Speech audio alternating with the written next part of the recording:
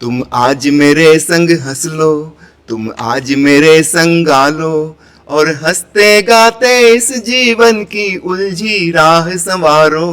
तुम आज मेरे संग हंस लो, तुम आज मेरे संग गा लो। कोई कह रहा महात्मा गांधी जैसे बनो, कोई कह रहा भगवान गौतम बुद्ध जैसे बनो, कोई उससे नहीं कह रहा कि तुम स्वयं जैसे बनो। वो छोटा बच्चा उसको ग्रस्त कर लेता है, किसी ने कहा तुम अच्छे नहीं हो, तुमने ये खराब किया, ऐसा नहीं करना था, तुम गलत हो, यू आर रॉन्ग। क्या कभी आपको भी जलन होती है, क्योंकि सब आपसे ओशो जी की बात करते हैं, तो कभी आपके मन में भी कोई जलन पैदा हुई इस तरीके की? नहीं, जलन पैदा नहीं होती, क्योंकि हम जिन्हें ओशो कह रहे हैं, है ना, वो केवल तन और मन ही नहीं, उसके पार उनका परम चैतन्य है जो उन्होंने जाना। एक सामान्य आदमी सोचता है संपत्ति कमा लूँ, शक्ति प्राप्त कर लूँ, यशस्वी हो जाऊँ, ज्ञान प्राप्त कर लूँ, ऊंची डिग्री मिल जाए, अच्छी नौकरी मिल जाए, घर गृहस्थी बच जाए, यहाँ पे वो खत्म हो जाती है उसकी जिंदगी। अगर आज की दुनिया में पुरुष सोचते हैं कि पुराने उनके पूर्वजों की तरह वो स्त्रियों पर कब्जा जमा के और डोमिनेट करते रहे, अब ये संभव नहीं है। नारी मुक्ति आंदोलन, वुमेन लिबरेशन मूवमेंट 50 साल पहले शुरू हुआ था और लगभग बराबर के तल पर दोनों आके खड़े हो गए।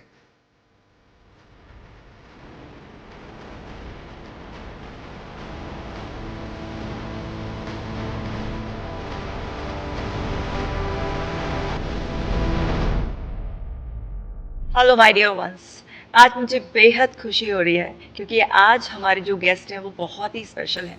मेरे साथ हैं स्वामी डॉक्टर शैलेंद्र सरस्वती जी, जो ओशो जी के भाई हैं और उनका अपना व्यक्तित्व भी बहुत खास है। आज ओशो जी हमारे बीच में नहीं हैं, पर ओशो जी का ही रूप हमें वो लगते हैं और आज हमारा परम सौभाग्य है कि हम उनसे बातचीत करेंगे और जानेंगे, कुछ सवालों के जवाब हमको इतनी गहराई में जाकर मिलेंगे जिससे हमारा जीवन पूरी तरीके से बदल जाएगा। जैसे अक्सर आप लोगों के मन में सवाल रहता है कि रात को गहरी नींद नहीं आती है, डर बहुत ज़्यादा सताता है, तो आप ही के मन के सवाल आज मेरे ज़रिए स्वामी जी से हम पूछेंगे और जिसके उत्तर से हम अपना जीवन बदलेंगे। तो हम सब मिलकर स्वागत करते हैं स्वामी जी का। आपका बहुत बहुत स्वागत है स्वामी जी। नमस्कार। थैंक यू जी। सब ओशो जी की बात करते हैं, लेकिन आज हम पहले आपकी बात करना चाहेंगे। आप अपने बारे में बताइए, अपने जीवन के बारे में कुछ बताइए। देखिए, जीवन अपना दूसरे का किसी का नहीं होता, जीवन बस जीवन है, एक रहस्यमयी अनुभूति है जिसे हम जानते हैं, जान सकते हैं और गहराई से, पर अकथनीय है, उसका वर्णन हम नहीं कर सकते, है ना।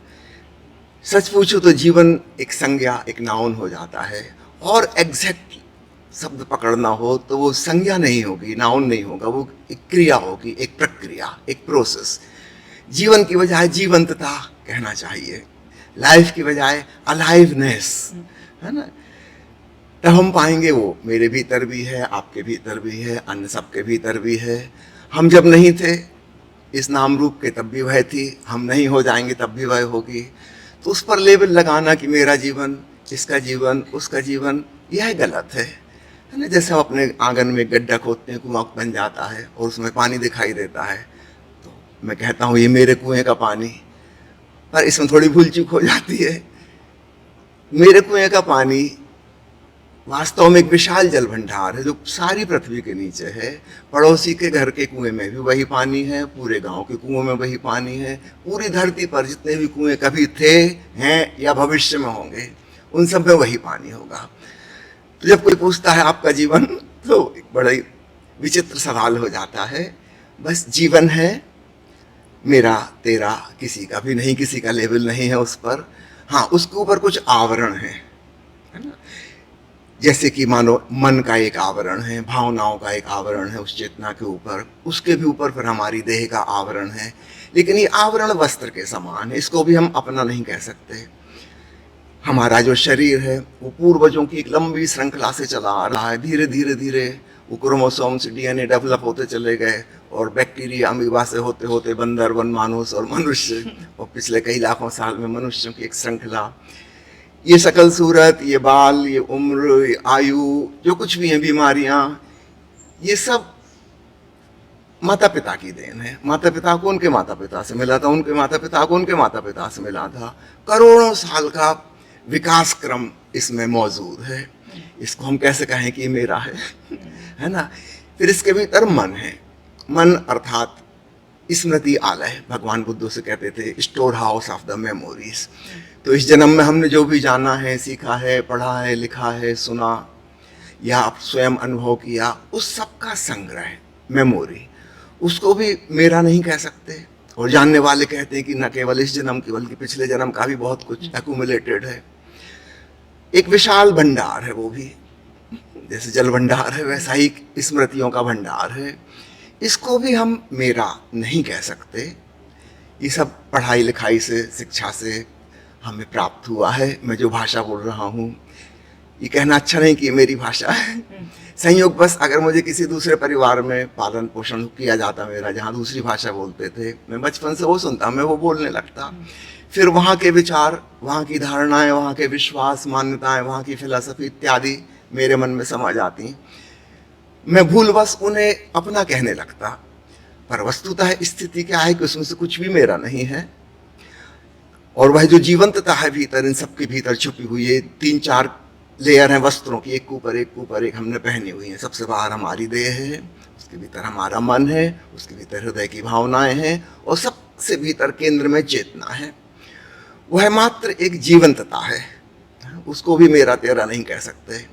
तो सच पूछो तो सेल्फ की हमारी जो धारणा है, मेरे होने की बात, वो बुनियादी रूप से गलत है। और वो जो मिस्टीरियस होना है भीतर, उसके बारे में कुछ भी नहीं कहा जा सकता। हम जान तो सकते हैं पर कुछ कह नहीं सकते। कहने के लिए हम इन्हीं शब्दों का, भाषा का प्रयोग करना पड़ता है जो मन में है। ये खुद ही एक बाहर का आवरण है, और उस भीतर के बारे में वह कुछ भी नहीं जान सकता, क्योंकि वह शब्दातीत, विचारातीत, भावातीत है।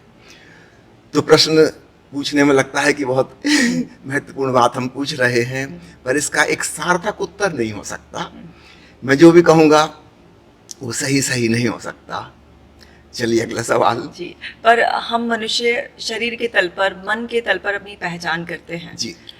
हम सबको एक नाम दिया गया है, हम कुछ पढ़ाई लिखाई करते हैं, हमारा जीवन भर बहुत सारे अनुभव रहते हैं जिससे हम पहचान जोड़ लेते हैं। तो उसी पहचान के बल पर मन कई बार बड़े ऐसे नकारात्मक भाव भी पैदा करता है, जैसे खास तौर से एक जलन बड़ी पैदा होती है। तो मेरा अगला सवाल है कि क्या कभी आपको भी जलन होती है? क्योंकि सब आपसे ओशो जी की बात करते हैं, तो कभी आपके मन में भी कोई जलन पैदा हुई इस तरीके की? नहीं, जलन पैदा नहीं होती, क्योंकि हम जिन्हें ओशो कह रहे हैं, है ना, वो केवल तन और मन ही नहीं, उसके पार उनका परम चैतन्य है जो उन्होंने जाना। जलन तब पैदा होती जब उसमें कहीं हीनता और महानता, इन्फीरियरिटी सुपीरियरिटी की बात होती। कोई गरीब अमीर होते, वर्गभेद होते, किसी के पास कम, किसी के पास ज़्यादा है। चेतना के तल पर हम सब बराबर हैं, तो ईर्ष्या का कोई सवाल ही पैदा नहीं हो सकता, है ना।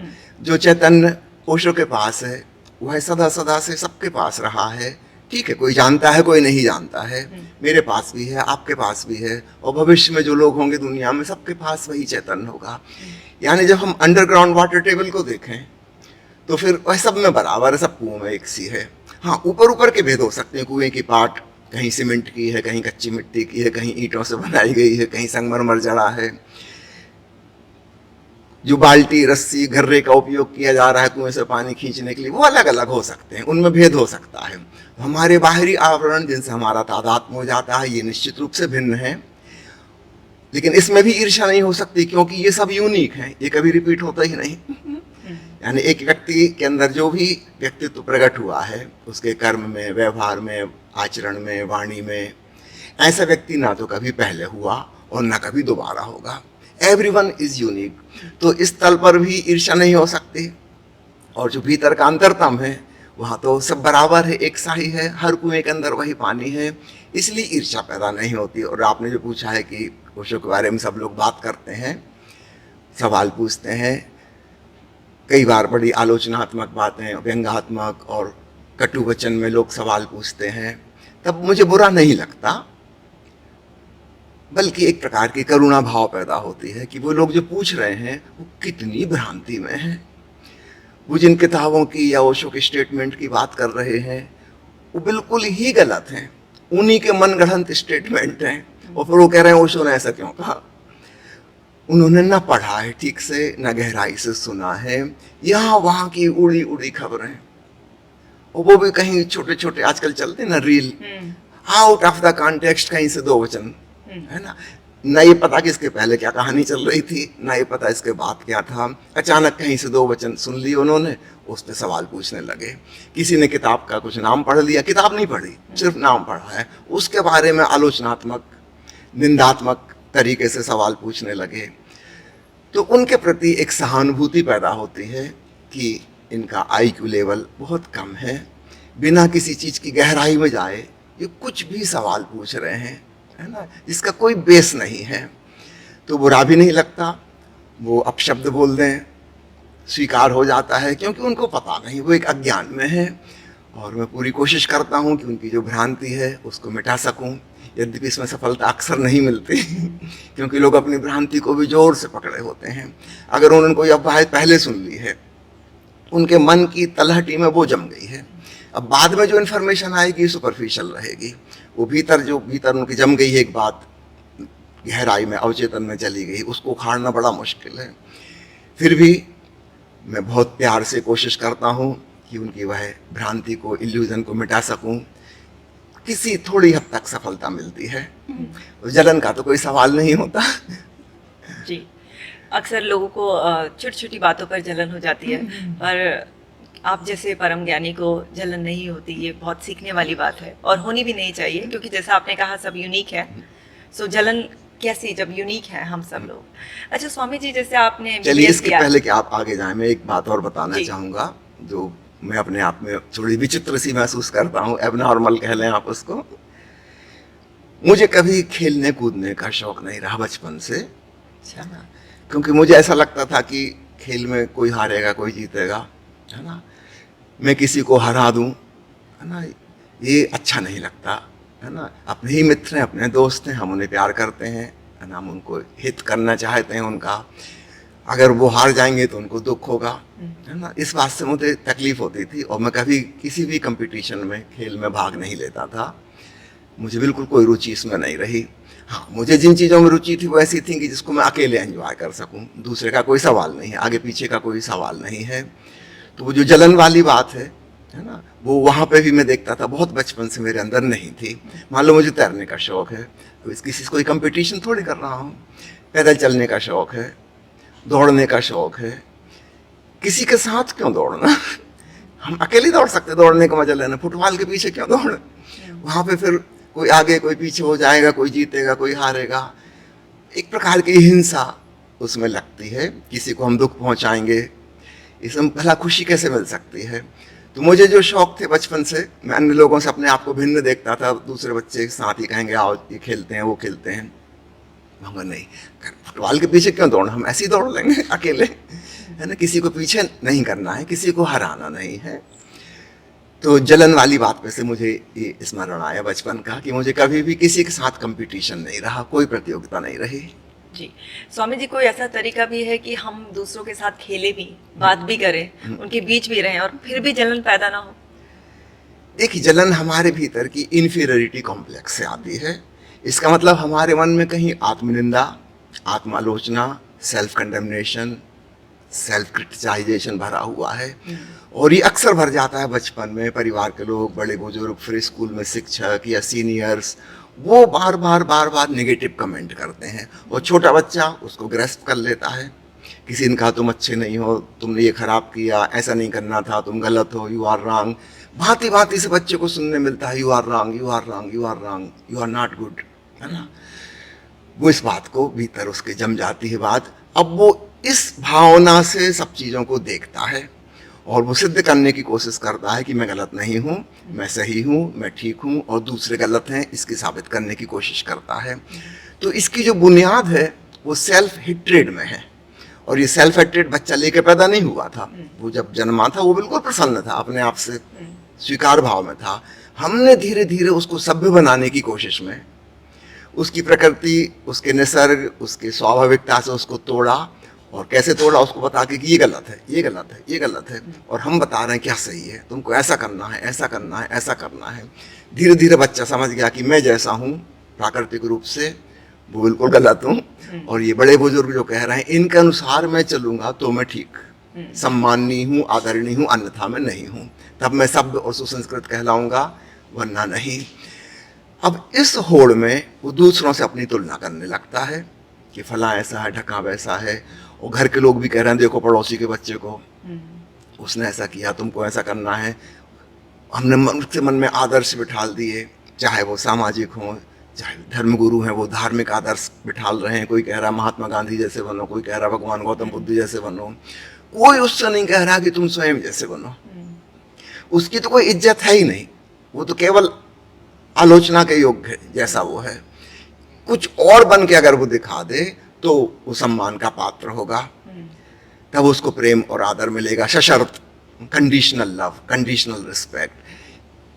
वो इस बात को ग्रहण कर लेता है। छोटा बच्चा बड़ा श्रद्धालु होता है, वो सोचता कि घर के बड़े बुजुर्ग जो कह रहे हैं वो ठीक कह रहे होंगे, शिक्षक जो कह रहे हैं ठीक कह रहे होंगे, वो उनकी बात मान लेता है। यहाँ से अब एक वो मुसीबत में फंसा। अब वो हमेशा तुलना करता रहेगा, फिर प्रतियोगिता आएगी, अब महत्वाकांक्षा आएंगी, एम्बिशन आएगी, दूसरों को नीचे दिखाना है, उनके आगे निकलना है। किसी किसी दिशा में वो सफल हो जाएगा आगे निकलने में, किसी दिशा में नहीं हो पाएगा। जहाँ आगे निकल जाएगा तब भी वो एबनॉर्मल हो जाएगा, सुपीरियरिटी कॉम्प्लेक्स, और जब आगे नहीं निकल पाया तो हीनता की ग्रंथि, इन्फीरियरिटी कॉम्प्लेक्स। और मजे की बात है, दुनिया जो है वो गोल है, आप सबके आगे हो ही नहीं सकते। जैसे एक थाली है और उसमें चींटियों की एक पंक्ति चल रही है किनारे से, गोल गोल गोल। हर चींटी को लग रहा है कि मेरे पीछे बहुत सी चींटियां हैं, और ये भी लग रहा है कि आगे बहुत सी चींटियां हैं, और वो कितनी ही तेज चले हमेशा उसके आगे एक लंबी पंक्ति रहेगी। बेचारी चींटी को माफ कर सकते, उसे दिखाई नहीं दे रहा कि थाली गोल है ना। हमेशा ही कोई आगे रहेगा, हमेशा कोई पीछे रहेगा। लेकिन हम मनुष्य होकर भी अगर ये ना देख पाए तो हम वास्तव में कम बुद्धि के हैं। जरा हम गौर से देखें, हर क्षेत्र में हजारों लोग हमसे आगे हैं और हर क्षेत्र में हजारों लोग पीछे भी हैं। और जीवन बहुआयामी है। अगर यूनिडायमेंशनल होता तब भी कोई बात थी कि एक दिशा में, एक आयाम में हम आगे बढ़ गए। ऐसा नहीं, उस दिशा में आप आगे बढ़ जाओ तब पता चलता है कि 10 और आयाम थे जिसमें हम पीछे रह गए। एक आदमी बहुत प्रसिद्ध अभिनेता बन गया, खूब यश और पैसा उसने कमा लिया, अब उसको लगता है थोड़ी राजनीति कर लें, संसद का चुनाव लड़ लें। इस दिशा में तो आगे निकल गया वो, और उसको कुछ नहीं मिला, खोखलापन है, भीतर खालीपन है। उसको लगता है मैंने गलत दिशा चुन ली, अब दिशा बदल के देख लूं। लेकिन जिंदगी हमारी छोटी है, इतना अवसर सबको नहीं मिलेगा कि हम दिशा बदल बदल के भी देख लें। एक दिशा में आगे बढ़ना भी मुश्किल है। इसलिए वो जो ईर्ष्या की भावना है, तुलना है, महत्वाकांक्षा है, दूसरों के साथ स्पर्धा है, वो एंडलेस है। हमारी जिंदगी का एंड आ जाएगा, वो दौड़ तो कभी खत्म ही नहीं होगी। अभिनेता से आप नेता बन जाओ, फिर लगने लगा कह रहे दुनिया का सबसे धनी आदमी मुझे बनना है। धनी आदमी बन गए तब पता चलेगा कि अरे मेरे पास स्वास्थ्य नहीं बचा। स्वास्थ्य किसी के पास अच्छा, शक्ल सूरत अच्छी नहीं है। शक्ल सूरत अच्छी, किसी की आवाज अच्छी नहीं है। कोई ऑर्केस्ट्रा का एक सिंगर गा रहा है, उसकी आवाज सुन के वो ईर्ष्या से भर जाएगा। ठीक है, वो खूब धनी है, बड़े सांसद के पद पर पहुंच गया है, लेकिन आवाज उसकी अच्छी नहीं है। तो ऐसा हो ही नहीं सकता कि कोई व्यक्ति सब क्षेत्रों में आगे हो जाए, है ना। हर चीज की एक लिमिट है, सीमा है, और जिंदगी छोटी है। इसलिए यह बात को समझना कि जिंदगी वर्तुलाकार है और मल्टी डायमेंशनल है ना, मल्टी डायमेंशनल है। और ये डायमेंशन है, इनमें से बहुत कुछ एक दूसरे के विपरीत है। एक आदमी मैथमेटिशियन बन जाता है अच्छा, तो वो अच्छा म्यूजिशियन नहीं बन सकता। ये दोनों फैकल्टी अलग अलग हैं। अगर वो अच्छा म्यूजिशियन बन जाता फिर अच्छा मैथमेटिशियन नहीं बन सकता। एक आदमी पहलवान है, अब वो ज्यादा बुद्धिमान नहीं हो सकता। जो बहुत बुद्धिमान है वो पहलवान नहीं हो सकता। हमारे भीतर जो एनर्जी की सप्लाई है, या तो मसल्स में जाएगी या ब्रेन में जाएगी। पहलवान और बुद्धिमान हम एक साथ नहीं हो सकते। तो हम एक दिशा में अगर आगे बढ़े तो हम दूसरी दिशा में पिछड़ जाएंगे। तो ईर्ष्यालु व्यक्ति सदा ही दुखी रहेगा, परेशान रहेगा, अपने आप को हीन महसूस करता रहेगा।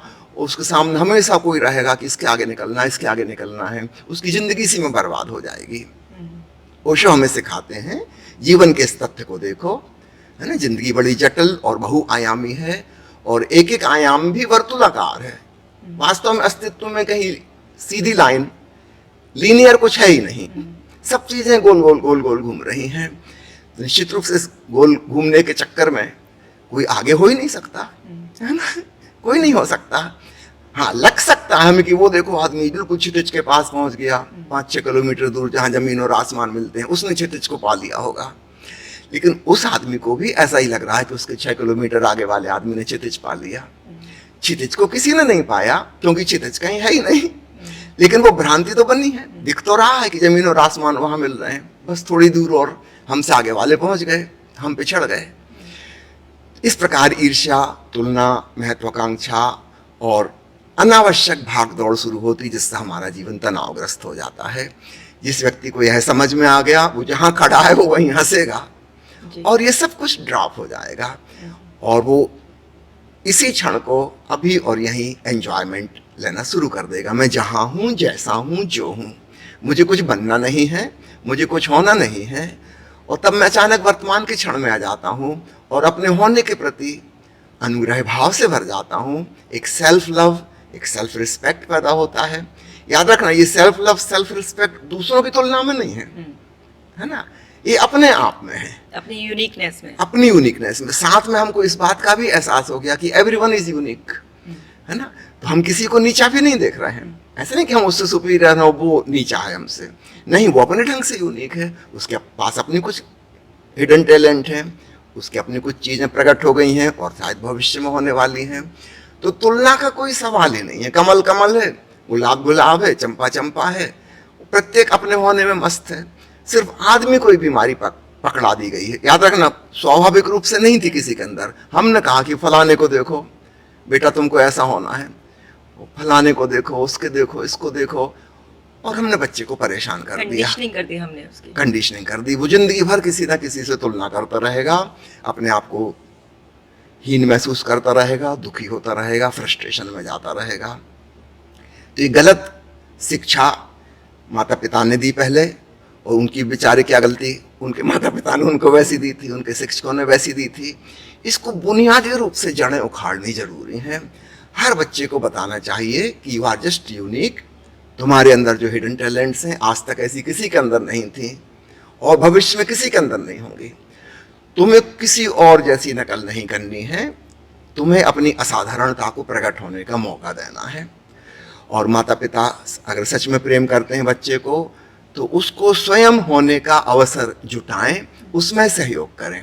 शिक्षा प्रणाली ऐसी होनी चाहिए कि एक बनी बनाई थीम उनके ऊपर न थोपे कि तुमको इस ढांचे में ढलना है, इस लकीर के फकीर होना है। नहीं, शिक्षा प्रणाली बिल्कुल ओपन होनी चाहिए। एक एक बच्चे को देखा जाए, तलाशा जाए मनोवैज्ञानिक तरीके से, वो क्या हो सकता है। शायद उसको भी अभी ना पता हो, लेकिन जो बड़े हैं, एक्सपर्ट हैं, वो इस बारे में अनुसंधान करें, ये क्या हो सकता है, ताकि हम उस दिशा में उसको प्रेरित करें जाने के लिए, ताकि उसके जीवन में एक फुलफिलमेंट आए, है ना। बहुत ही सुंदर तरीके से बताया स्वामी जी आपने। अगर आप लोगों की रॉन्ग कंडीशनिंग हो चुकी है और आपको जलन पैदा होती है, आपको लगता है कि सभी लोग आपसे आगे हैं, तो आपको अपनी रिकंडीशनिंग करने की ज़रूरत है। और अगर आपके घर में बच्चे हैं तो आप उन्हें बताइए कि वो अपनी यूनिकनेस में बेहद खूबसूरत है। और यही स्वामी जी का बहुत ही सुंदर मैसेज है। स्वामी जी, अच्छा, जैसे साइंस और स्पिरिचुअलिटी आपस में बड़ा कॉन्फ्लिक्ट रखती हैं। आप MBBS कर रहे थे और तब तक ओशो जी बड़े प्रसिद्ध हो चुके थे, और बाद में आपने ओशो जी से दीक्षा ली और ये सब आप अध्यात्म से जुड़े।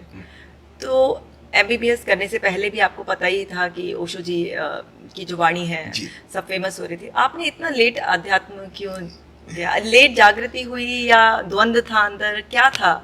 नहीं, आपने जो सुना है वो गलत है। अच्छा, है ना। मैं जब 10वीं क्लास में पढ़ता था तब मैंने संन्यास दीक्षा ओशो से ली थी 1971 में, है ना। तब मैं 16 साल का था, है ना। और जब मैं पहली क्लास स्कूल में जाने वाला था, उसके जस्ट पहले समर वेकेशन होता है ना। उस समय सन 1962 में, मैं 55 में पैदा हुआ हूँ। अच्छा। तो 7 साल की उम्र में स्कूल गया था 62 में। तो मुझे याद है कि स्कूल जाने के पहले ही जबलपुर में एक एग्रीकल्चर यूनिवर्सिटी है, वहाँ ओशो का पहला कैंप आयोजित हुआ था। दिस वाज द फर्स्ट, है ना। कोई बड़े स्तर का नहीं था, थोड़े से लोग ही आए थे, नाते रिश्तेदार थे, कुछ जान पहचान के थे, कुछ मित्र थे, कुछ ओशो के कलीग्स थे, कुछ उनके स्टूडेंट्स थे। 30-35 लोग थे। सौभाग्य की बात, मुझे उसमें जाने का मौका मिला। तो 7 साल की उम्र में ओशो क्या कह रहे हैं, फिलोसॉफिकल बातें, वो तो समझ में नहीं आती थी, उनके बड़े बड़े शब्द, है ना। लेकिन जो बात समझ में आती थी वो थी, कोई कहानी अगर वो कहते थे या कोई चुटकुला सुनाते थे, हंसाते थे, वो चीज़ पकड़ में आती थी। और प्रवचन के बाद वो ध्यान कराते थे दोनों टाइम, सुबह भी और शाम भी। तो भले ही प्रवचन नहीं अंदर प्रवेश कर पाता था, हम शांत बैठे सुनते रहते थे। जब वो ध्यान कराते थे वो एकदम बात प्रवेश कर जाती थी। वो 3-4 प्रकार के सुझाव थे, वो मुझे अभी भी स्मरण है। पहले वो कहते थे भाव करो कि शरीर शिथिल हो रहा है। तो सुबह जब कराते थे तो कहते थे बैठ के करना है, और रात को जब कराते थे तो लेट के करना है, और फिर उसी भाव दशा में जाके सो जाना है। सजेशन वही थे दोनों में, केवल बॉडी पोस्चर अलग रहता था। पहले वो कहा करते थे कि भाव करो शरीर शिथिल हो रहा है, your body is relaxing. 2-3 minute इसको वो रिपीट करते थे। फिर कहते थे कि अब सांस धीमी हो रही है, अपनी तरफ से नहीं करना, चुपचाप देखते रहो। देखते देखते देखते सांस धीमी और लयबद्ध हो गई, है ना, बड़ी रिदम में आ गई। फिर वो कहते थे अब देखो मन के विचारों को, जैसे सांस को देखा ऐसे ही मन में विचार आ रहे हैं जा रहे हैं, जैसे हवा आ जा रही थी नाक से। तुम दूर से देखने वाले हो, और देखते देखते विचार कम होने लगते, बीच का गैप बड़ा आने लगता। और छोटे बच्चे के मन में तो वैसे ही विचार कम होते हैं, तो बड़े जल्दी वो गैप पकड़ में आने लगते जहाँ एकदम शांति है, कोई विचार नहीं है। फिर ये तीसरा सुझाव था कि मन शांत हो रहा है, मन शांत हो रहा है, विचार कम हो रहे हैं, तो चुपचाप देखते जाओ देखते जाओ। फिर चौथा सुझाव था स्वीकार भाव का। अब और गहरे हृदय पे पहुंचे, तो पहले शुरू किया स्थूल शरीर से रिलैक्सेशन, फिर आए ब्रीदिंग प्रोसेस, फिर आए थिंकिंग प्रोसेस, फिर चौथे में फीलिंग। और यहाँ ओशो कहते थे कि भाव करो कि तुम्हें सब कुछ स्वीकार है जो हो रहा है। समझो सुबह का ध्यान हो रहा है तो 9 बज गए, हल्की धूप निकल आई है, गर्मी के दिन थे वो, तो ओशो कहेंगे गर्मी लग रही है, हो सकता है चेहरे पे पसीना आ गया हो, माथे से बूंद लुढ़क रही पसीने की, इसको स्वीकार लो। गर्मी के दिन है तो गर्मी रहेगी, सूरज उग आया है, धूप लग रही है ना। मक्खी आके बैठ गई है, स्वीकार लो। मक्खी है, कहाँ जाएगी, आकर बैठेगी, कहीं तो बैठेगी, तुम यहाँ से उड़ाओगे कहीं और जाके बैठेगी। स्वीकार लो, जीवन ऐसा है। अभी हवा चल रही है, हल्की सी ठंडक लगी, फील इट, फीलिंग पे आ जाओ, स्वीकार भाव सहित। कोई रेजिस्टेंस ना हो, संघर्ष ना हो कि ऐसा नहीं होना चाहिए, ये कौआ क्यों बोला। वो एग्रीकल्चर यूनिवर्सिटी, तो वहाँ खूब हरियाली थी, जंगल था, बड़े प्यारे प्यारे बगीचे थे, पंछी की आवाज़ आ रही है, वो कहते गौर से सुनो, ये कोयल आवाज़ लगा रही है। गर्मी के दिनों में कोयल खूब बोलती हैं। फिर कहते देखो अभी कोई भी आवाज़ नहीं है, अभी भी गौर से सुनो, एक धीमी आवाज़ अभी भी है। इस प्रकार से ध्यान का प्रयोग बड़ा सरल सा था, ये पकड़ में आ गया उस समय, है ना, कि पंछियों की आवाज़ जब नहीं हो रही, है ना, समझो सड़क से कोई कार निकली, हॉर्न बज गया, हॉर्न की आवाज़ भी ख़त्म हो गई। उस ज़माने में इतनी कारें भी नहीं थी, ट्रैफिक भी बहुत कम हुआ करता था, और एग्रीकल्चर यूनिवर्सिटी शहर से काफ़ी दूर थी, तो वहाँ बहुत कम गाड़ियाँ होती थी। उस सन्नाटे की आवाज़, फिर ओशो उपमा देते कि जैसे झींगुर बोलते हैं, कुछ कुछ वैसी आवाज़, गौर से सुनो और लौलीन होकर सुनो, स्वीकार भाव से। और 10 मिनट फिर वो चुप हो जाते हैं, है ना। तो ये प्रयोग उस समय, फिर हम इसको घर में आके भी करते रहे। ओशो ने कहा था घर जाके इसको नियमित रूप से करना, एक बार सुबह, एक बार रात को सोते समय, इसको करते करते सो जाना, है ना। तो यह प्रक्रिया उस समय शुरू हो गई थी।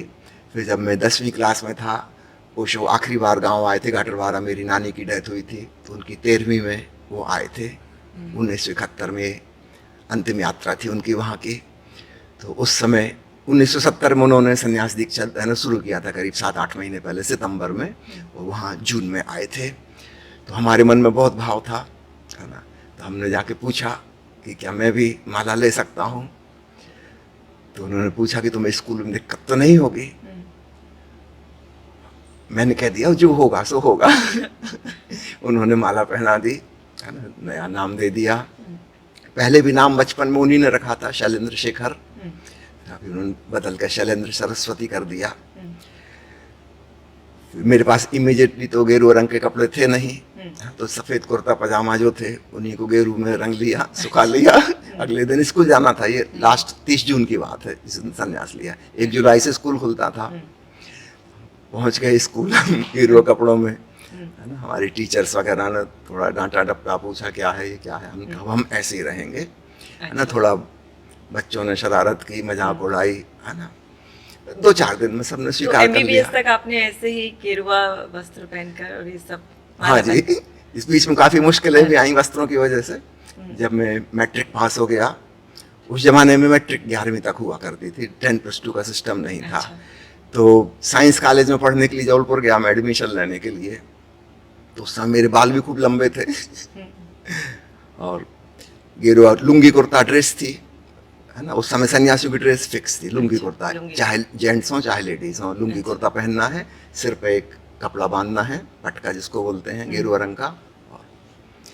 तो मैं जब कॉलेज में एंटर कर रहा था तो वहाँ वो कुछ प्रोफेसर्स और प्रिंसिपल खड़े हुए थे। मैं नहीं पहचानता था कि ये प्रिंसिपल हैं, तो उन्होंने आवाज़ लगाई, ये बाबा जी यहाँ कहाँ आ रहे हो?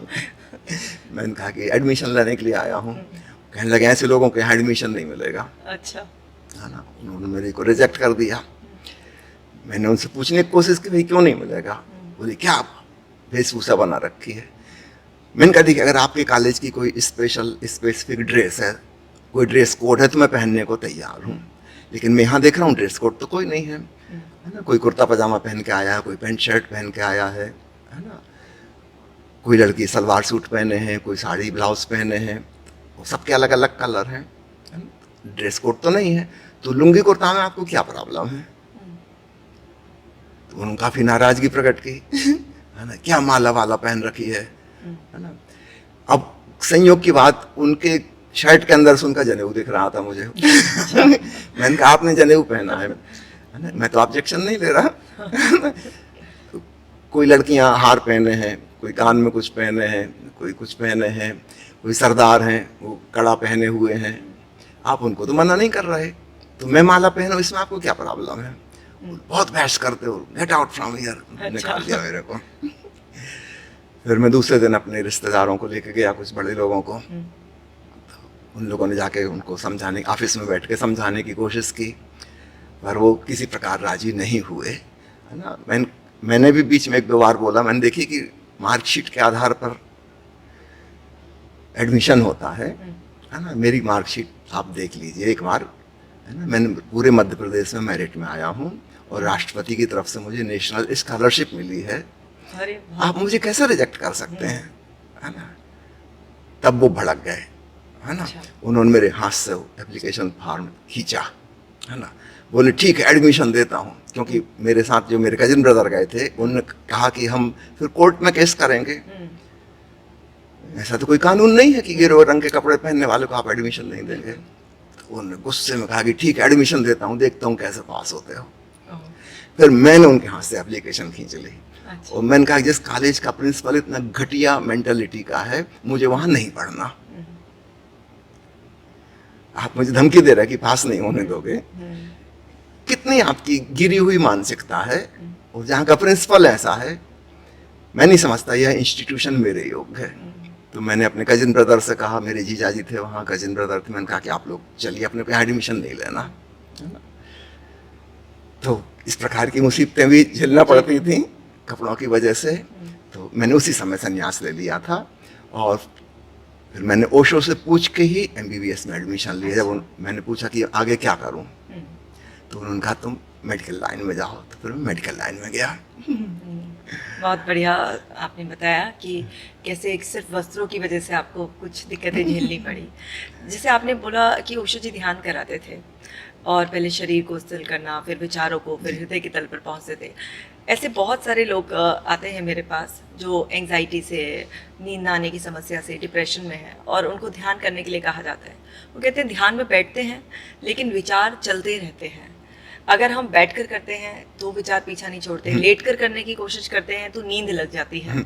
ध्यान करें तो कैसे करें? और जैसे ओशो जी भी हमेशा बताते हैं कि अगर आपको मन के स्तर पर कोई भी परेशानी है, आप मानसिक तौर पर अगर परेशान है, तो आप ध्यान करो। ध्यान ही आपको जो निचले स्तर के मनों से ऊपर की तरफ ले जाएगा।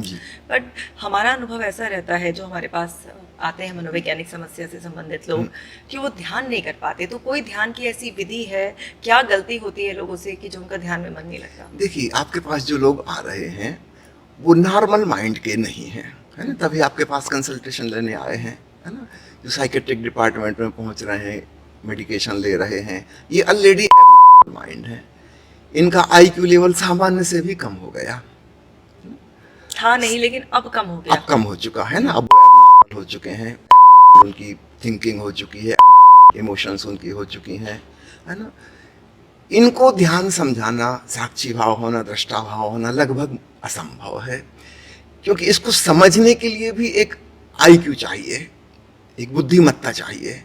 तो जब हम नॉर्मल व्यक्ति, जिसको हम कहें एवरेज आईक्यू वाला, उसको भी ध्यान समझाना मुश्किल है, क्योंकि ध्यान का मतलब बियॉन्ड द माइंड, हम साक्षी बन के अपने ही चित्त को दूर से देख रहे हैं। तो जब एक एवरेज आईक्यू वाले को भी हम ध्यान करना नहीं सिखा सकते, तो जो एबनॉर्मल माइंड से भी नीचे गिर गए हैं, है ना, उनको तो लगभग असंभव है। इनके लिए ध्यान से शुरुआत नहीं होगी। इसका मैं उदाहरण ओशो के ही जीवन से दूं। जब ओशो के पास बहुत से पश्चिमी लोग आने लगे, सन 71, 72, 73 में एक मूवमेंट चला था, हिप्पी मूवमेंट, है ना। बहुत लोग अपना पढ़ाई लिखाई छोड़कर, अपनी नौकरी छोड़कर, घर द्वार छोड़ के खाना बदोश हो गए थे, है ना। भारत की तरफ आ रहे थे, गोवा जा रहे थे, काठमांडू जा रहे थे अध्यात्म की तलाश में। यद्यपि थे वे माइंड के लोग, है ना। संयोग की बात, उसी समय ओशो बम्बई पहुंचे थे सन 70 में। उसी समय हिप्पियों का आगमन हुआ, तो ओशो के पास बहुत से उस प्रकार के लोग आने लगे। अब जो व्यक्ति 2-3 साल से हिप्पी है ना, बिल्कुल लाइफ जी रहा है, जिसका माइंड का जो नॉर्मल पैटर्न था वो बिल्कुल उखड़ गया है ना। कोई डिसिप्लिन उसका नहीं बचा, और संभवतः वो ड्रग्स ले रहा है, कुछ ले रहा है, उसने और उसको डैमेज कर दिया कि नॉर्मल आईक्यू भी उसकी नहीं बची। इन लोगों के साथ जो ध्यान 1962 में करा रहे थे, और वही ध्यान समझिए 1970 तक चलता रहा उनका, इन लोगों को वो एप्लीकेबल नहीं था। ये इतने माइंड के लोग हैं, है ना, अनडिसिप्लिन्ड, है ना। इनके लिए कुछ नई चीज ईजाद करनी पड़ी, और तब ओशो ने डायनेमिक मेडिटेशन जैसी विधियां ईजाद की। इसके पहले तक जो ध्यान था वो केवल निष्क्रिय ध्यान था, कुछ करने का सवाल नहीं था। तो भारत में वह चीज काम कर रही थी, क्योंकि ओशो के पास जो लोग आ रहे थे वो आध्यात्मिक रुचि वाले थे। आध्यात्मिक रुचि वाला व्यक्ति ऑलरेडी सामान्य औसत आईक्यू से थोड़ा ज्यादा होता है, तभी उसकी रुचि कुछ हायर वैल्यूज की तरफ हुई। एक सामान्य आदमी सोचता है संपत्ति कमा लूँ, शक्ति प्राप्त कर लूँ, यशस्वी हो जाऊँ, ज्ञान प्राप्त कर लूँ, ऊंची डिग्री मिल जाए, अच्छी नौकरी मिल जाए, घर गृहस्थी बच जाए, यहाँ पे वो खत्म हो जाती है उसकी जिंदगी। इससे भिन्न, इससे पृथक उसके मन में कोई जिज्ञासा ही पैदा नहीं होती। जिसके मन में जिज्ञासा पैदा हो रही है कि मैं कौन हूँ, क्या हूँ, कहाँ से मेरा आना हुआ, जीवन का लक्ष्य क्या है, जाऊँगा कहाँ, जीवन का मकसद क्या है, ये उसी के भीतर पैदा होगी जो सामान्य मन की सारी वृत्तियों को भोग चुका है, जी चुका है, और जिसने पाया कि इसमें कोई संतोष नहीं है, कुछ हायर वैल्यूज उसको खोजना है। तो वो अलग प्रकार के लोग थे जो पहले ओशो के पास आ रहे थे। संयोग ऐसा हुआ, ओशो के जबलपुर से बम्बई मूव किए 70 में, उसी समय ये लोग वहाँ इकट्ठे हो रहे थे, इनकी भीड़ लगनी शुरू हो गई, उनको ओशो बड़े आकर्षक लगे। इनके लिए नई विधि खोजनी पड़ी, और वो थी एक्टिव मेडिटेशन, जिसमें सबसे पहले डायनेमिक मेडिटेशन आता है। इसमें सीधे सीधे शिथिल होने की बात नहीं करते। इसमें कहते हैं तुम तनावग्रस्त हो जाओ, टेंशन में आ जाओ, जितने एक्टिव हो सकते हो जाओ, और भीतर जो भरा पड़ा है उसको निकाल बाहर फेंको। निश्चित रूप से हमारे भीतर बहुत सी दमित विचार, दमित भावनाएं, हमारी दमित प्रकृति मौजूद है। जब तक उसका निष्कासन ना हो जाए, है ना, हम शिथिल और शांत भी नहीं हो सकेंगे। तो आधुनिक मनुष्य, उसके रिप्रेजेंटेटिव समझो ये लोग थे उस जमाने में। आज की स्थिति है कि 1970 में जैसा दिमाग उन लोगों का था, हिप्पियों का, वैसा एक नॉर्मल मेंटेलिटी हो गई है। अधिकांश लोगों का दिमाग कुछ बहुत नॉर्मल हो गया, बहुत ज़्यादा थिंकिंग, विशेषकर ये इंफॉर्मेशन टेक्नोलॉजी आने के बाद, टू मच इंफॉर्मेशन। आज से 600 साल पहले एक व्यक्ति को दिन भर में जितनी सूचनाएं मिलती थी, आज के आधुनिक सुशिक्षित व्यक्ति को, महानगर में रहने वाले को, उससे 600 गुनी ज़्यादा सूचनाएं प्रतिदिन मिलती हैं। हमारा ब्रेन इस सब को कोप करने के लिए बना ही नहीं था। इतनी सारी इंफॉर्मेशन का करेंगे क्या, है ना, दिमाग पगलाने की हालत में पहुंच गया है। तो आज से 50-60 साल पहले जो उस समय के लोगों की हालत थी, आज करीब करीब बहुत बड़े वर्ग की हालत वैसी हो गई है। तो अब सीधा शिथिल ध्यान हमारे काम का नहीं रहा। आज तो कुछ भी करना हो तो पहले हमको डायनेमिक मेडिटेशन जैसी कोई टेक्निक अपनानी पड़ेगी, जिसमें हम फास्ट एंड डीप ब्रीदिंग करके पहले तो अपनी ऊर्जा को जगा लें, और फिर वह ऊर्जा उसका उपयोग करते हुए भीतर जो दमन था उसका निष्कासन कर दें, उसका विसर्जन हो जाए। तो 10-15 मिनट में वह सब निकल जाता है। अगर गुस्सा आ रहा तो गुस्सा हो जाए, हवा में घूसे चला लें, गालियां बकलें, चिल्ला लें, चीख लें, गद्दे को तकिए को मारपीट कर लें, क्योंकि आप किसी का नुकसान नहीं पहुंचा रहा, के लिए आप अपने कमरे में हैं। बेहतर हो साउंड प्रूफ कमरा, किसी को डिस्टर्ब भी ना हो बाहर। तो अपना क्रोध पूरा निकाल लें। क्रोध के अलावा अन्य दूसरी भावनाएं हो सकती हैं। कुल मिला के जो भी उस समय आ रहा है बिना किसी प्लानिंग के, उसको प्रकट हो जाने दें, क्योंकि सामान्यतः समाज में हम ये सब चीजें प्रकट नहीं कर सकते। सभ्यता के, संस्कृति की एक मर्यादा है, उस मर्यादा के भीतर हमें जीना है समाज में। तो ठीक कम से कम 1 घंटा तो ऐसा हो कि हम जैसे हैं, प्रकृति प्रदत्त गुण दुर्गुण वटेवर हमारे जो भी हमारे भीतर है, उसको प्रकट होने का पूरा मौका दें। नाचने का मन हो नाच लें, चीखने का मन हो चीख लें, रोना हंसना जो भी आ रहा है छोटे बच्चे की तरह सरल हो जाएं और वह सब हो जाने दें जो हो रहा है। और थोड़ी देर में हम पाएंगे कि धीरे धीरे धीरे हम भीतर खाली हो गए, है ना। और तब एक मंत्र का प्रयोग है, हु मंत्र, है ना, जो हमारी ऊर्जा को और ऊर्ध्वगामी करता है। और तब हम साक्षी में स्थित हो सकते हैं। फिर ध्यान का असली चरण आता है, सडन स्टॉप। और पत्थर की मूर्तिवत, पाषाणवत हम हो गए। अब कोई हलन चलन नहीं, कोई शरीर की प्रक्रिया नहीं, और तन के स्थिर होते ही मन भी स्थिर हो जाता है। एक्चुअली मनुष्य एक साइकोसोमेटिक कॉम्प्लेक्स है। बाहर बाहर से जो तन है वो भीतर भीतर से वही मन है, दोनों जुड़े हुए हैं। तो तन की स्थिरता मन की स्थिरता बन जाती है, क्योंकि दोनों जुड़े हुए हैं। इसका उल्टा भी सच है, अगर हमारा मन खूब चंचल है तो हमारा शरीर भी मूवमेंट करता रहेगा। बैठे हुए हैं कुर्सी पर, अगर पैर हिला रहे हैं, क्यों हिला रहे हैं? मन में कुछ हिल रहा है ना। कुछ नहीं, आँख की पुतलियां यहाँ से वहां भागती रहती हैं, भीतर विचार भाग रहे हैं। सांस हमारी उबड़ खाबड़ चलती रहती है, वो भावनाओं के मुताबिक। भीतर अगर क्रोध हम दबा के बैठे हैं तो हमारी सांस सहज, स्वाभाविक और शांत नहीं हो सकती। तो हमारे भीतर वो एड्रीनलिन हार्मोन छूटा हुआ है, जिसने हमको फाइट और फ्लाइट के लिए तैयार कर दिया। और ऊपर ऊपर से हम एक सभ्य इंसान की तरह बैठे हुए हैं।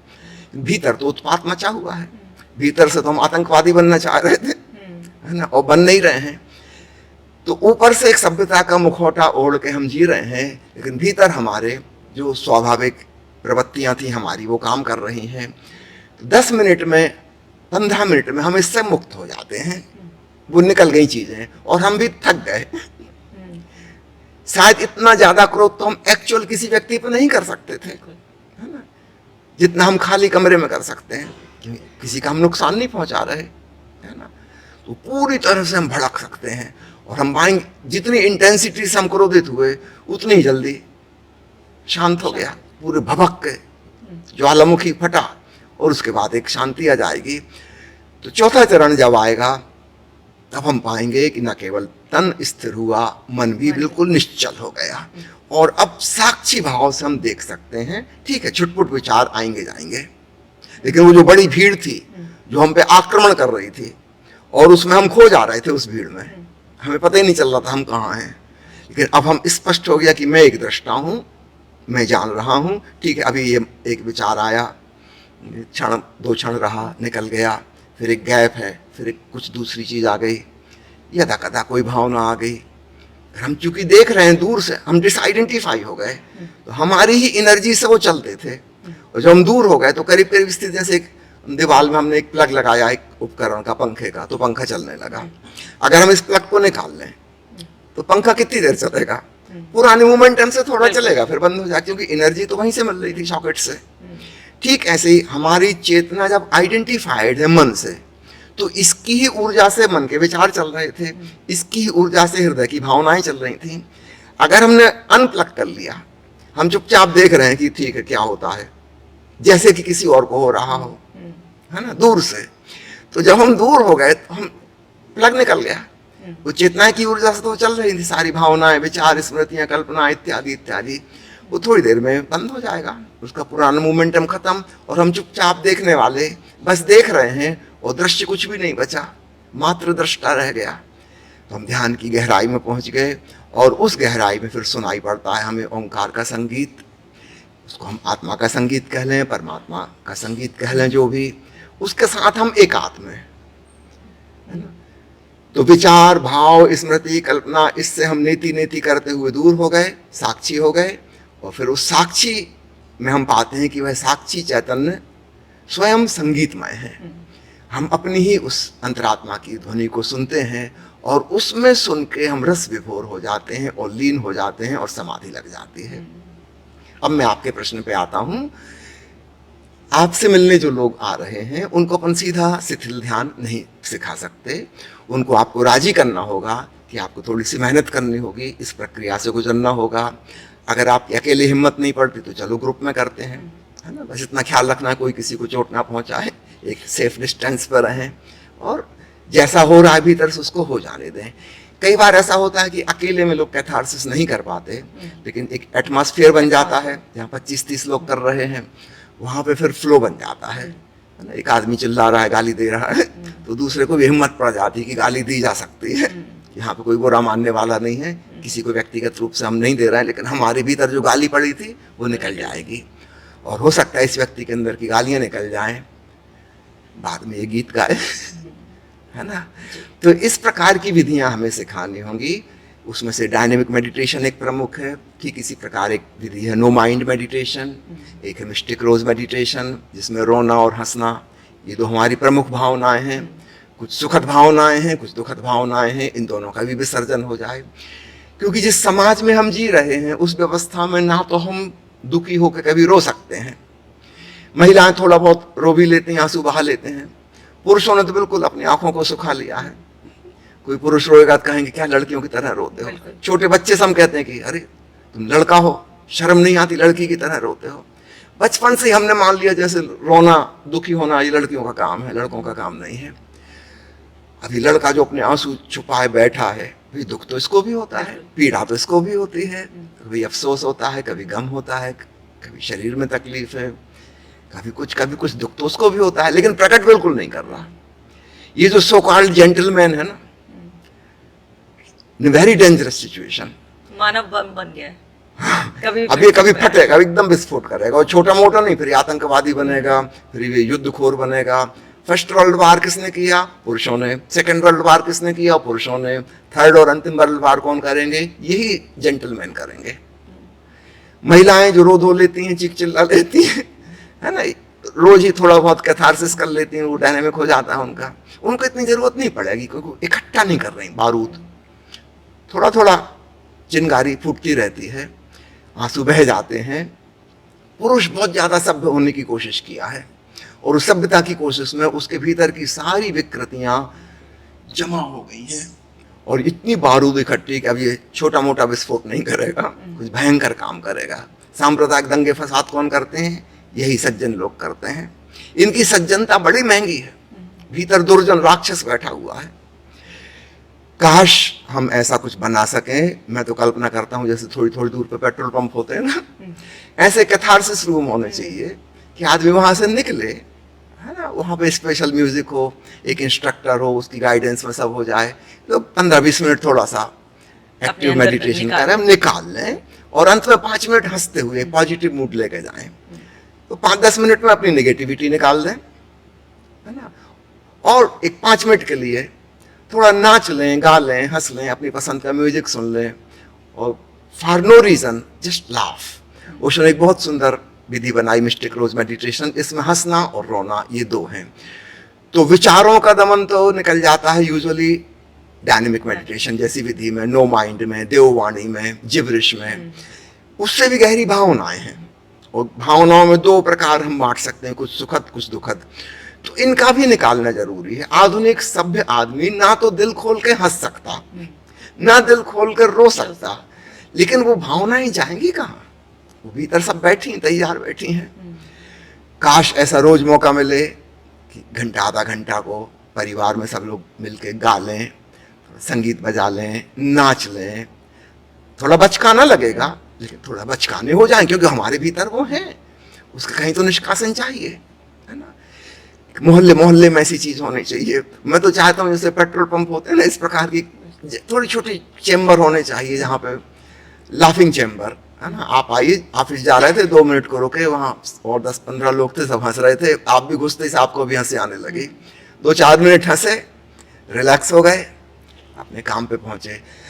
अब ये जो आदमी है ये वैसा व्यवहार नहीं करेगा जैसा रोज करता था।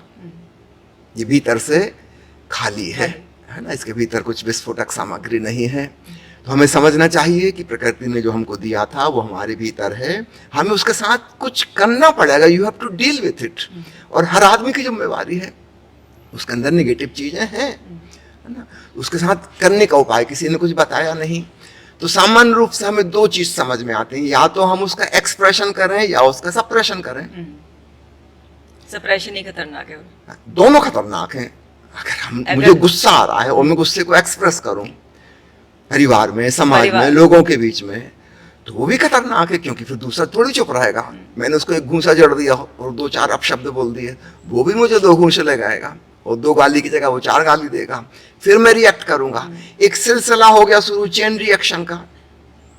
फिर इसका अंत कहाँ होगा कोई नहीं जानता। हो सकता है कहीं कोर्ट कचहरी में जाके अंत हो, है ना, मारकाट हो जाए, खून खराबा हो जाए। वो छोटे छोटे शब्द जो थे पहले, हो सकता है बाद में तलवारें और बंदूकें चल जाएं। तो एक्सप्रेशन भी खतरनाक है नेगेटिविटी का, वो भी नहीं कर सकते। और सप्रेशन खतरनाक है, वो हमारे भीतर घाव बन गया। तो बाहर अगर हम दूसरे को दुख देंगे, कष्ट पहुंचाएंगे, फिर वो बदला लेगा और इसका तो सिलसिले का फिर कोई अंत नहीं आने वाला। फिर मैं उसका बदला लूं, फिर वो मेरे से बदला ले, फिर दूसरे लोग इन्वॉल्व हो जाएंगे, बात बढ़ती चली जाएगी। इससे समस्या तो नहीं सुलझी। मेरे अंदर क्रोध और भड़कता गया और उसके भीतर भी भड़कता गया। तो सामान्यतः हमने अपनाया है कि हम अपने भीतर का दबा लें, वो अपने भीतर का दबा ले, ऊपर ऊपर से हम मुस्कुराते रहें, दिल में तो हो रहा था इसकी गर्दन दबा दें, और ऊपर से हम कह रहे हैं ठीक है ठीक है। लेकिन भीतर आग बबूला हम हो गए। हमारे अंदर वो जो क्रोध की सिस्टम है, जो ग्रंथियां हैं हमारे भीतर, वहां से सूचना हाइपोथैलेमस को पहुंच गई, वहां से पिट्यूटरी को आ गई, पिट्यूटरी ने एड्रिनल ग्लैंड को खबर भेज दी, वहां से एपिनेफ्रिन हार्मोन छूट गया, उसने हृदय की धड़कन बढ़ा दी, सांस तेज कर दी, ब्लड प्रेशर बढ़ा दिया, मांसपेशियों में रक्त संचार बढ़ा दिया। फिजिकली, मेंटली, केमिकली हमारे न्यूरोट्रांसमीटर्स तैयार हैं मार काट करने के लिए। लेकिन ऊपर ऊपर से हम एक सभ्य आदमी की तरह झूठी मुस्कुराहट पेश कर रहे हैं। भीतर तो सब उथल पुथल और खून खोल गया है। ये हार्मोन्स कहाँ जाएंगे? ये हमारी सभ्यता के कारण समाप्त नहीं हो सकते। उनको कुछ नहीं पता हमारी सभ्यता के बारे में। वो तो जैसा नेचर ने दिया था वैसा वो काम कर रहे हैं। अब हम भीतर भीतर इस क्रोध से भरे रहेंगे। अभी आदमी आपके पास आता है थेरेपी कराने के लिए, आप इससे कहते हैं कि शांत हो जाओ। जहां वो शांत हुआ, ये सब बवाल उसके अंदर खड़ा हो जाएगा। वो जो पिछले कई दिनों से उसने क्रोध व्यक्त नहीं किया था, वे सारी छवियां उसके सामने नजर आने लगेंगी उसको भीतर। जिनको थप्पड़ मारना चाहता था, किसी को जूता मारना चाहता था, किसी गर्दन दबा देना चाहता था, और वो शांत नहीं होगा। वो कहेगा कि मैडम हम तो और शांत हो गए, आपने कहा था चुपचाप बैठो, शांत हो जाओ। इतनी अशांति का उसको तो नॉर्मल वे में पता नहीं चल रहा था, क्योंकि किसी क्रियाकलाप में वो बिजी था। जहां हमने कहा कि चुपचाप शांत बैठो, ध्यानपूर्ण हो जाओ, वो तो कहेगा मेरे अंदर तो पूरा पागल खाना मौजूद है, शांत कहाँ हो सकता हूँ, इतनी अशांति मौजूद है। तो ना तो एक्सप्रेशन और ना ही सप्रेशन। ओशो हमें तीसरी बात बताते हैं, ट्रांसफॉर्मेशन ऑफ द एनर्जी। तो डायनेमिक मेडिटेशन के तीसरे चरण में हु मंत्र का उच्चार करते हुए हमने अपनी ऊर्जा को ट्रांसफॉर्म किया। पहले ऊर्जा को जगाया, एक्सप्रेस किया, किसी को ऊपर नहीं, अकेले अथवा अपने संगी साथियों के ग्रुप में, जहां हम किसी को कोई नुकसान नहीं पहुंचा रहे, वो किसी से हमारी कोई व्यक्तिगत दुश्मनी नहीं है वहां पे। तो हम बिल्कुल प्राकृतिक हो गए, जैसा हमको होना चाहिए था, है ना। हम सभ्यता, शिक्षा इत्यादि 10 मिनट के लिए भूल गए। अब रास्ता साफ हो गया है ऊर्जा के ऊर्ध्वगमन के लिए। इसके पहले तो बहुत ब्लॉकेज थे, वो ऊर्जा को जाने ही नहीं देंगे। अब हु मंत्र के द्वारा हमारी ऊर्जा ऊर्ध्वगामी हो सकती है। यहां से अब ट्रांसफॉर्मेशन शुरू होता है ऊर्जा का। तो सप्रेशन में और एक्सप्रेशन में, दोनों में ही हमारी ऊर्जा वेस्ट होगी। एक में दूसरे को नुकसान पहुंचाएगी, एक में हमको खुद को नुकसान पहुंचाएगी। तो दोनों ही विकल्प चुनने योग्य नहीं है। तो ओशो कहते हैं नाइदर एक्सप्रेशन नार suppression but transformation of the energy. ये बिल्कुल एक नई बात है। हमने अपनी ऊर्जा को ऊर्ध्वमुखी करके सबसे ऊपर सहस्त्रार पर ले गए और तब हम साक्षी हो गए। अचानक भीतर सन्नाटा छा गया, शांति छा गई और भीतर एक पुलक और आनंद का एहसास होने लगा। और फिर ध्यान का 5वां चरण अहोभाव। अब हम इस स्थिति में हैं कि सेंस ऑफ ग्रेटिट्यूड पैदा हो सके। अब हम संगीत के साथ नाचकर सारे अस्तित्व को धन्यवाद देते हैं और अपने प्रति भी अहोभाव से भरते हैं। अब हम एक दूसरे आदमी हो गए। तो एनर्जी का ट्रांसफॉर्मेशन सिखाना होगा। उसके पहले सप्रेशन को निकालना होगा इस तरीके से कि किसी को नुकसान ना पहुंचाए। मतलब एक्सप्रेशन ऐसे कराएं कि अकेले में हो, क्योंकि अगर कराना तो एक्सप्रेशन पड़ेगा ही। पड़ेगा। लेकिन वो हम अगर किसी के सामने, जैसे आपने बोला कि अगर किसी से भी भेदभाव है, मनमुटाव है, उसके सामने बोलेंगे तो वो चेन बन जाएगी। हाँ, चेन बन हमने कुछ कहा, वो पलट के हमें कुछ कहेगा, फिर हम कुछ कहेंगे। कर्म बंधन का एक सिलसिला। बिल्कुल। तो जो ट्रांसफॉर्मेशन है उससे पहले भी एक्सप्रेशन ही जरूरी है। जैसे yes. कैथारसिस वाली जो स्टेज आएगी, उसके बाद हो मंत्र से ट्रांसफॉर्मेशन होगा, जी, बिल्कुल ऊर्जा ठीक। ऊपर की ओर उठेगी। तो एक्सप्रेशन इंपॉर्टेंट है, पर अकेले में। क्योंकि में। अगर हमने सामने वाले के सामने एकदम डायरेक्ट एक्सप्रेस कर दिया तो वो चीज हमारे लिए और मुसीबत खड़ी कर वो तो देगी। और कॉम्प्लेक्स हो गया। क्योंकि जो लोग अक्सर कहते हैं कि मुझे बताओ मेरी क्या गलती है, मैं सच सुनने के लिए तैयार हूँ, वही अक्सर सबसे ज्यादा भड़क जाते हैं। सुना नहीं जाता उनसे सच। तो एक्सप्रेशन करें, पर ये ध्यान रखें कि वो एक्सप्रेशन आपकी प्रॉब्लम ना बढ़ाए। मुझे एक छोटी सी कहानी याद आती है ओशो के प्रवचन में। ओशो कहते हैं एक सम्राट था, बड़ा सुखी, बड़ा शांत, बड़ा प्रसन्न, है ना, कभी उत्तेजित नहीं होता था, कभी किसी ने उसको क्रोध में नहीं देखा, सबके प्रति प्रेमपूर्ण, न्यायपूर्ण, करुणावान। लोग सोचते थे करता क्या है, क्योंकि उसकी सारी गतिविधियां तो पता थी। लेकिन 1 घंटे के लिए वो एक कक्ष में चला जाता था और उसको सब तरफ से वो बंद था, बाहर वहाँ से कोई आवाज़ भी नहीं आती थी, वो भीतर से उसको ताला लगा लेता था, वो मोटा दरवाज़ा था। तो किसी को ये नहीं पता था कि वहाँ जाके क्या करता है। अनुमान था राजमहल में लोगों को, उसकी रानियों को, बच्चों को, मंत्रियों को, कि जरूर कोई पूजा प्रार्थना करता होगा, तभी ये इतना शांत और प्रसन्न और करुणावान व्यक्ति है, सामान्य व्यक्ति नहीं है। तो संत की कोटि में रख सकते हैं ऐसा व्यक्ति है, तो जरूर कोई प्रार्थना वगैरह करता होगा, ईश्वर की उपासना करता होगा, तभी इसके जीवन में इतना संतत्व हमें दिखाई देता है। लेकिन उत्सुकता बढ़ती चली गई, उससे पूछते तो वो कहता नहीं, वो नहीं बताएंगे वहाँ क्या करते हैं। राजमहल के लोगों ने षड्यंत्र रचा, उस मंत्री के संग रानी भी और राजकुमार भी शामिल हो गए। उन्होंने दीवार में एक जगह से एक छेद बनाया कि हम इसमें से देखेंगे, और राजा को पता न चले ऐसी जगह वो छेद था। अगले दिन जब राजा वहाँ गया तो बाहर वो लोग सब खड़े थे, तो एक एक करके वो आके उस छेद में से झांकते, और जो भी देखता वो जल्दी वहाँ से दूर हट जाता। अरे राजन ये क्या कर रहे हैं? रानी ने देखा, उसने कहा अरे मेरे पतिदेव, मैं तो उनको कितना शांत आदमी समझती थी, ये क्या कर रहे हैं? उसके बेटा बेटी आए, कहा कि हमारे पिताजी ये क्या कर रहे हैं? ये तो किसी ने सोचा ही नहीं था। वहाँ ना तो कोई मंदिर था, ना कोई ईश्वर की मूर्ति थी, ना कोई पूजा उपासना वो कर रहे थे, ना प्रार्थना कर रहे थे। वो राजा भीतर पहुंचा, उसने अपने सारे वस्त्र उतार कर रख दिए, उस आकाश की तरफ हाथ उठा के उसने कहा कि हे प्रभु, मैं दुनिया को जैसा दिखाता हूँ एक्चुअली मैं वैसा नहीं हूँ, अब मैं अपना असली रूप तुझे दिखाता हूँ। क्योंकि सत्य की जोड़ तो सत्य से ही हो सकती है, मिलन सत्य से हो सकता है, वो झूठे मुखौटे दूसरों के लिए हैं।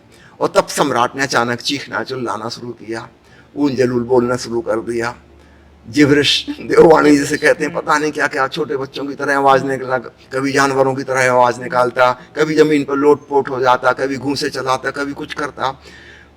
राजमहल के लोग और मंत्री वगैरह देख के घबरा गए।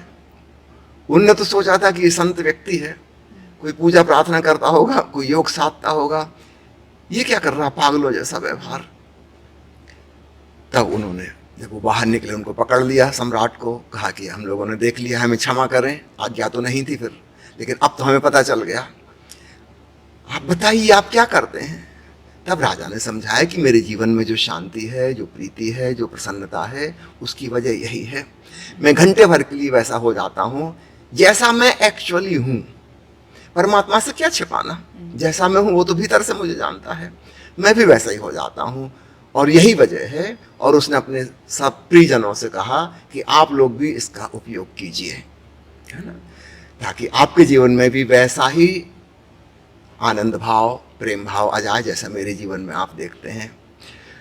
यह कहानी सुना के ओशो कहते हैं, काश हमारे घर में मंदिर की जगह, हर घर में रहते हैं छोटे छोटे कोने मंदिर या पूजा ग्रह रहते हैं, उसकी बजाय एक कैथारसिस रूम हो, है ना।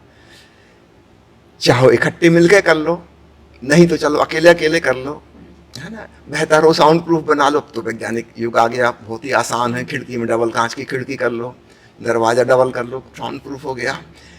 या अगर ये संभव नहीं है तो बिना आवाज के कैथारसिस करो, है ना।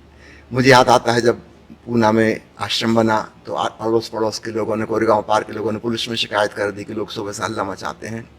फिर बाद में ये निर्णय लिया गया, इस पर वो सहमत हो गए कि महीने में केवल 3 दिन 11, 12 और 13 तारीख को डायनेमिक में आवाज़ सहित करेंगे, बाकी के समय बिना आवाज़ के करेंगे। तो कैथारसिस में आवाज़ नहीं निकालनी है, फुल बॉडी एक्सप्रेशन। और हु में भी हु की आवाज़ नहीं करनी है, लेकिन सांस ऐसी छोड़नी है कि जैसे हु बोल रहे हैं, पर एक्चुअल कंठ का उपयोग नहीं होगा। और मजे की बात है, जब ये प्रयोग किया गया तो बेहतर परिणाम आए, क्योंकि जब हम आवाज़ निकालते हैं तो गले पे सारा जोर पड़ जाता है, नाभि पे उतना जोर नहीं पड़ता। और जब बिना आवाज़ के कर रहे थे तो पेट ही जोर से पिचक रहा था और हवा बाहर जा रही थी और मुंह खुल के, तो बहुत गहराई से उसका सुंदर बेहतर ज़्यादा इफेक्ट पड़ा। तो मंत्रोच्चार से भी ज़्यादा अच्छा, जोर से हवा छोड़ें, जैसे कि हु कह रहे हैं लेकिन कहें नहीं, तो घर में अड़ोस पड़ोस में किसी को डिस्टर्ब नहीं होगा। तो ये भी एक विधि अपनाई जा सकती है घर में करने के लिए, जिसमें सब लोग कर पाएंगे, बिना आवाज़ के डायनेमिक करो। लेकिन बेहतर होगा कुछ दिन के लिए ओशो ध्यान शिविर में जाके कुछ दिन के लिए समूह में कर लें। एक बार हमारा हृदय खुल जाता है, हम उसको स्वीकार कर लेते कि हाँ ये किया जा सकता है, वो समूह में आसान हो जाता है, वहाँ पे कलेक्टिव कॉन्शसनेस बन जाती है, हम भी उसमें फ्लो कर जाते हैं। नई चीज़ अपने आप से शुरू करना अकेले में थोड़ा मुश्किल है, लेकिन एक बार वो बैरियर टूट जाए हमारे मन के, फिर हम घर में आके कर सकेंगे। और बिना आवाज़ वाला तो बिल्कुल सरल है। तो जिन लोगों को आप ध्यान सिखाती हैं उसके पहले ये वाला सिखाइए, और कहिए कम से कम 3 सप्ताह से लेकर 3 महीने तक इसको किया जाए। जब आपको लगे कि अब भीतर कुछ नहीं बचा उलीचने के लिए, तब आप फिर से ध्यान का प्रयोग अपना सकते हैं। जी, बहुत सुंदर तरीके से बताया आपने। और कैथारसिस की हमेशा से मनोविज्ञान में बहुत इंपॉर्टेंस रही है कि जब तक आप खाली नहीं होगे तब तक आपको शांति का भी अनुभव नहीं होगा और आपके अंदर कुछ नया डाला भी नहीं जा सकता, क्योंकि अगर आप पहले से भरे हुए हो। स्वामी जी, एक बात और आती है मन में कि जैसे ये बड़े अनर्गल से विचार, ऊट पटांग बेहुदे विचार आते हैं, तो कई बार ये सवाल होता है कि मन के आखिर कौन से तल से उठते हैं। जैसे मेरे पास OCD एक बीमारी होती है जिसमें मन में बार बार उल्टे सीधे विचार आते रहते हैं। तो कुछ तो जैसे सामान्य सी है कि दरवाजे कुंडे खुले रह गए हैं, उनका चेक करने का वहम है या हाथ धोने का है किसी को। बट कुछ ऐसी थीम्स हैं OCD की, जैसे किसी लड़के को अपनी माँ या बहन के लिए अश्लील विचार आ रहे हैं। अब वो इतना ग्लानि भाव से भर गया है, उसको ऐसा लग रहा है कि मैं इंसान हूँ या जानवर हूँ, और मैं इतना सभ्य हूँ, मुझे पता है ये मेरी माँ है, ये मेरी बहन है, और ऐसे विचार क्यों आ रहे हैं मेरे मन में। तो इस तरीके के जो विचार बेतुके विचार होते हैं और जो कि इंसान को बिल्कुल ग्लानि से, शर्म से भर देते हैं, वो मनुष्य के अंदर क्यों उठ जाते हैं? एक सामान्य पढ़े लिखे मनुष्य के अंदर क्यों उठ जाते हैं? ऐसा हमारे अंदर कौन सा मन का गहरा तल है जहाँ से ये विचार पैदा हो जाते हैं अपने आप ही अचानक? देखिए, हमारे मन के बहुत सारे तल हैं। सबसे ब्रेन के हिसाब से अगर हम चलें, एनाटॉमी के हिसाब से, तो सबसे जो इंटीरियर हिस्सा है ब्रेन का, वो वही है जो छिपकली में था, है ना, वहाँ से चला आ रहा है, गिरगिट में था, सांपों में था, रेप्टिलिया में था। फिर धीरे धीरे विकास ऊपर ऊपर की लेयर बढ़ती चली गई, धीरे धीरे हम बंदरपन मानुस तक आ गए, और फिर पिछले कुछ 10-20 हज़ार साल से मनुष्य रूप में है। अभी भी हमारा frontal lobe, prefrontal gyrus develop हो रही है, नई नई क्षमताएं मनुष्य की आ रही हैं। लेकिन पुराना जहाँ से हम गुजरे थे विकास क्रम में, इस प्रोसेस ऑफ इवोल्यूशन में, वो सब कुछ मौजूद है, वो खत्म नहीं हो गया है। उसके ऊपर नई नई परतें डेवलप हो गई, है ना, लेकिन पुराना सब कुछ मौजूद है। इसको ऐसा समझ लें कि हम एक मकान की नींव भरी, एक अंडरग्राउंड तलघरा बना, फिर उसके ऊपर हमने खम्भे उठाए, फिर पहली मंजिल बनी, दूसरी, तीसरी, हम ऊपर मंजिल बनाते जा रहे हैं, लेकिन बुनियाद खत्म नहीं हो गई, है ना। उसके बिना तो ऊपर का भवन खड़ा ही नहीं हो सकता था, बुनियाद अपनी जगह है ना। तो हमारे भीतर मल्टीपल लेयर्स, एक ऊपर एक ऊपर एक ऊपर एक लेयर जमी हुई है। तो जो मनुष्य वाली लेयर है, जिसको हम कॉन्शियस माइंड कहते हैं, शिक्षित मन कहते हैं, चेतन हिस्सा है, ये मुश्किल से 12%, इससे ज़्यादा नहीं है ना। वो भी बहुत सभ्य सुशिक्षित व्यक्ति का, अन्यथा इससे 12% से भी कम है। जंगल में रहने वाले आदिवासी हैं, उनका शायद 2-3% ही है बस, है ना। वो ऊपर ऊपर की पतली सी लेयर है, इसके भीतर हमारा अवचेतन मन है। उसके नामकरण भिन्न भिन्न होते रहे मनोविज्ञान में, है ना। इतने ही समझ लो, उससे गहरा कुछ है। वो लगभग पशु जैसा है। जब हम मनुष्य नहीं हुए थे, हम पशु थे, है ना। उसके और पीछे जाते हैं तो पशु से भी पहले, अभी एवोल्यूशनरी प्रोसेस में बिल्कुल शुरुआत थी, वहां वो सब भी मौजूद है। तो हमारे भीतर मल्टीपल लेयर हैं और इनमें आपस में कॉन्फ्लिक्ट है। चेतन मन ने हमको बताया है क्या करना चाहिए, क्या नहीं करना चाहिए, ये सभ्यता है, ये संस्कृति है, ऐसा करना असभ्य है, ऐसा करना असंस्कृति है। और भीतर का जो गहरा हिस्सा है, वहां तक तो कोई शिक्षा गई नहीं, जा भी नहीं सकती। वहां तक किसी शिक्षा को, संस्कार को भेजने का कोई उपाय नहीं है। वो तो बहुत पहले से निर्मित हो चुका है। हमारे ही पिछले जन्मों की कई लेयर्स जमी हुई हैं। आज हम जितने सभ्य, सुसंस्कृत और इंटेलिजेंट हो गए हैं, इतने हम सदा नहीं थे। हमारे मन में वो सारी स्मृतियां भी मौजूद हैं, स्मृति आलय में बहुत पुरानी स्मृतियां मौजूद हैं। तो कभी कभी वहां से चीजें उठ के ऊपर की लेयर में आ जाएंगी, लेयर बाय लेयर जमी हुई है। तालाब में नीचे बिल्कुल कीचड़ मची हुई है, उसके ऊपर एक मटमैली लेयर है, उसके ऊपर थोड़ा शुद्ध पानी है, और बिल्कुल ऊपर थोड़ा और शुद्ध पानी है। हम ऊपर ऊपर का जो है उसको ही अपना होना समझ लें तो हम गलती में हो जाते हैं। ये तो बहुत ऊपर की लेयर है। नीचे से कभी कभी बुलबुले ऊपर आ जाते हैं, नीचे से चल रहा था वो कभी सड़ा हुआ पत्ता ऊपर आ जाएगा, कभी वो मिट्टी ऊपर उठ जाएगी, कुछ उथल पुथल हो गई तो जरा सी, तो हम हैरान होते हैं कि ये कहाँ से आ गए। हम उससे इतने दूर निकल आए हैं कि हमको ये नहीं लगता कि ये भी हमारे हैं। उस कीचड़ को हम भूल ही चुके हैं, है ना। ऊपर सतह पे कमल खिल गए थे और हम उससे बहुत प्रभावित थे, वो दुनिया उन कमल को देख रही थी, लेकिन वो कीचड़ भी हमारे अंदर है और ये कमल की जड़ें भी वहीं से आई हैं। तो जिंदगी में तो सब चीजें जुड़ी हुई हैं, है ना। जिसको हम अच्छा कह रहे, बुरा कह रहे, नैतिक कह रहे, अनैतिक कह रहे, सब इकट्ठा मौजूद है। लेकिन ऊपर ऊपर से हमने उसमें डिवीजन, क्लासिफिकेशन कर दिए। कुछ चीजें हमने कह दिया ये वांछनीय है, हम इनको स्वीकार करते हैं, अन्य चीजों को हम रिजेक्ट कर रहे हैं। लेकिन हमारे रिजेक्ट करने से वो मिट नहीं जाती, वो मौजूद हैं और वो समय समय पे आएंगी। दिन में नहीं आएंगी तो रात में आएंगी, क्योंकि रात में हमारा चेतन मन, जिसको हमने शिक्षित किया है, संस्कारित किया है, वो तो थक गया, दिन भर का काम धाम करके वो सो गया। अभी सबकॉन्शियस माइंड फंक्शन कर रहा है सपने में, और इसीलिए सपने में सारी नैतिकताएं और सारी मर्यादाएं भूल जाएंगे हम। किसी आदमी को पता ही नहीं रहेगा कि उसकी पत्नी कौन है। ये पति पत्नी का जो नाता था, ये तो बहुत ऊपर की लेयर पे था, वो तो काम चलाऊ। जरा से उसके नीचे गए तो वहां तो ऐसा कुछ है ही नहीं। वहां तो शुद्ध एक पुरुष है, वो अगर पुरुष है, और सब स्त्रियां उसके लिए स्त्रियां हैं, कोई भेद नहीं है उसके लिए। जैसे पशु पंछी रह रहा है वैसा है वो, सपने में वो चल रहा है। अब किसी किसी व्यक्ति के लिए सपनों की चीज उसके चेतन मन में भी आने लगी, अब वो परेशान हो जाता है। वो कहेगा ये विकृति कहां से आ गई, अपने ही भीतर से आ रही है, कहीं और से नहीं आ रही। अब सवाल ये उठता है कि इसके संग क्या किया जाए। भीतर मौजूद है। सबसे पहला स्टेप होगा स्वीकार, एक्सेप्टेंस, भाई ऐसा मैं हूं। बट स्वामी जी, बड़ा तकलीफ होती है उन लोगों को कि कैसे एक्सेप्ट कर लें कि मैम बहन के लिए तक इतना अश्लील विचार आ रहा है, नहीं स्वीकार होता। नहीं, स्टार्टिंग है। अगर हम किसी, समझो मेरे को टीबी के कीटाणुओं ने इन्फेक्शन कर दिया है और मैं स्वीकार करने के लिए तैयार नहीं कि मैं टीबी का मरीज हूँ, फिर इलाज कैसे होगा। वो तो स्टेप 2 आएगी। पहले तो ये स्वीकार करो कि आप टीबी के मरीज हो, डायग्नोसिस है ये। जब तक ये हम स्वीकार नहीं करेंगे, मैं डॉक्टर हूँ ना, कई लोगों को मैं जानता हूँ वो स्वीकार ही नहीं करना चाहते।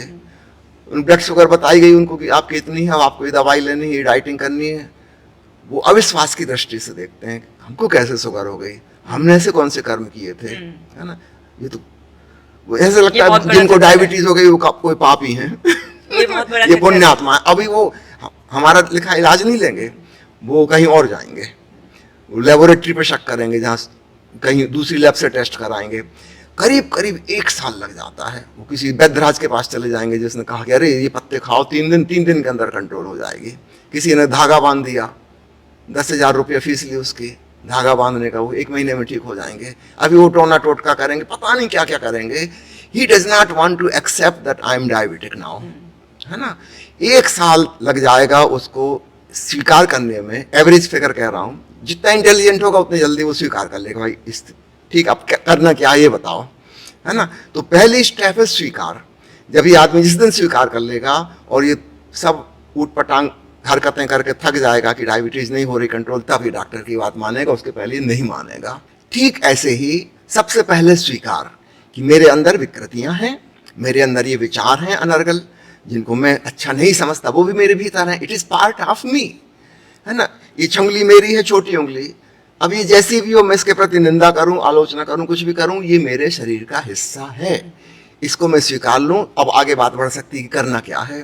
जो व्यक्ति अस्वीकार कर रहा है, रिजेक्ट कर रहा है, या किसी और को ब्लेम कर रहा है कि पता नहीं कोई भूत प्रेत मेरे अंदर प्रवेश कर जाता, वो ऐसी बातें मेरे मन में डालता है, हमने किसी दूसरे पर दोषारोपण कर दिया, फिर ये आदमी किसी तांत्रिक के पास जाएगा, झाड़ फूक कराने जाएगा, ये मनोवैज्ञानिक इलाज करवाएगा ही नहीं, है ना।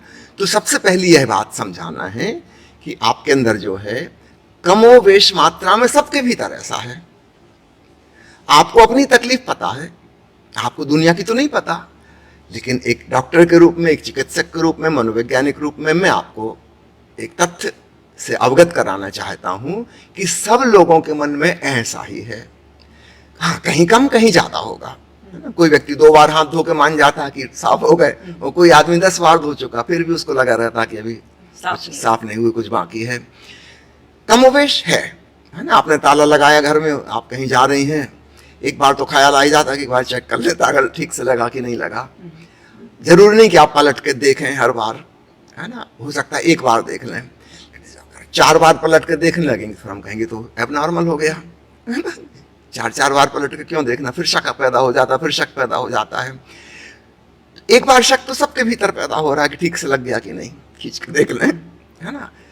तो हमें ये समझाना होगा कि आपके भीतर जो चल रहा है सहज प्रकृति में, पशु पंक्षियों की दुनिया में ऐसा ही होता था, और हम उसी दुनिया से आए हैं, हम उसी दुनिया से आए, हमारे भीतर भी है ना। पहले इसका स्वीकार आ जाए तो हम थोड़े से रिलैक्स होते हैं। वो जो खूब तनाव और आत्मनिंदा और आत्मालोचना भर गई थी, और अपने आप को हम बहुत ही निंदात्मक दृष्टि से देख रहे थे, अपने आप को पापी समझने लगे थे, क्योंकि उस समझने से कोई हल नहीं होता, है ना। हमको तो फेस करना पड़ेगा, what is the situation, what is the reality. Reality ये है कि मेरे अंदर ऐसे ऐसे विचार हैं। अब सवाल उठता कि इसके साथ क्या किया जाए। तो चूंकि ये विचार हमारे सबकॉन्शियस से आ रहे हैं, इसलिए इसका उपाय ये होगा हम अपने कॉन्शियस माइंड से अभी ऊपर सुपर कॉन्शियस में चलें। अब एकदम से क्लैरिटी हो जाती है जस्टिफाइड वे में। अगर हमारे अवचेतन में है, अगर हम अपने चेतन से भी ज्यादा महाचेतन में पहुंच जाएं, जिसको मेडिटेशन की स्टेट कहते हैं, हमारे अंदर इतना प्रकाश हो जाएगा, फिर ये जो अंधेरे में सांप बिच्छू रंग रहे थे ये नहीं रंगेंगे। वो तो अंधेरे में होते थे ना, रात सपने में होते थे, अथवा कभी कभार दिन में वो विचार आने लगे थे, है ना। सपने में तो सभी को हो रहे थे।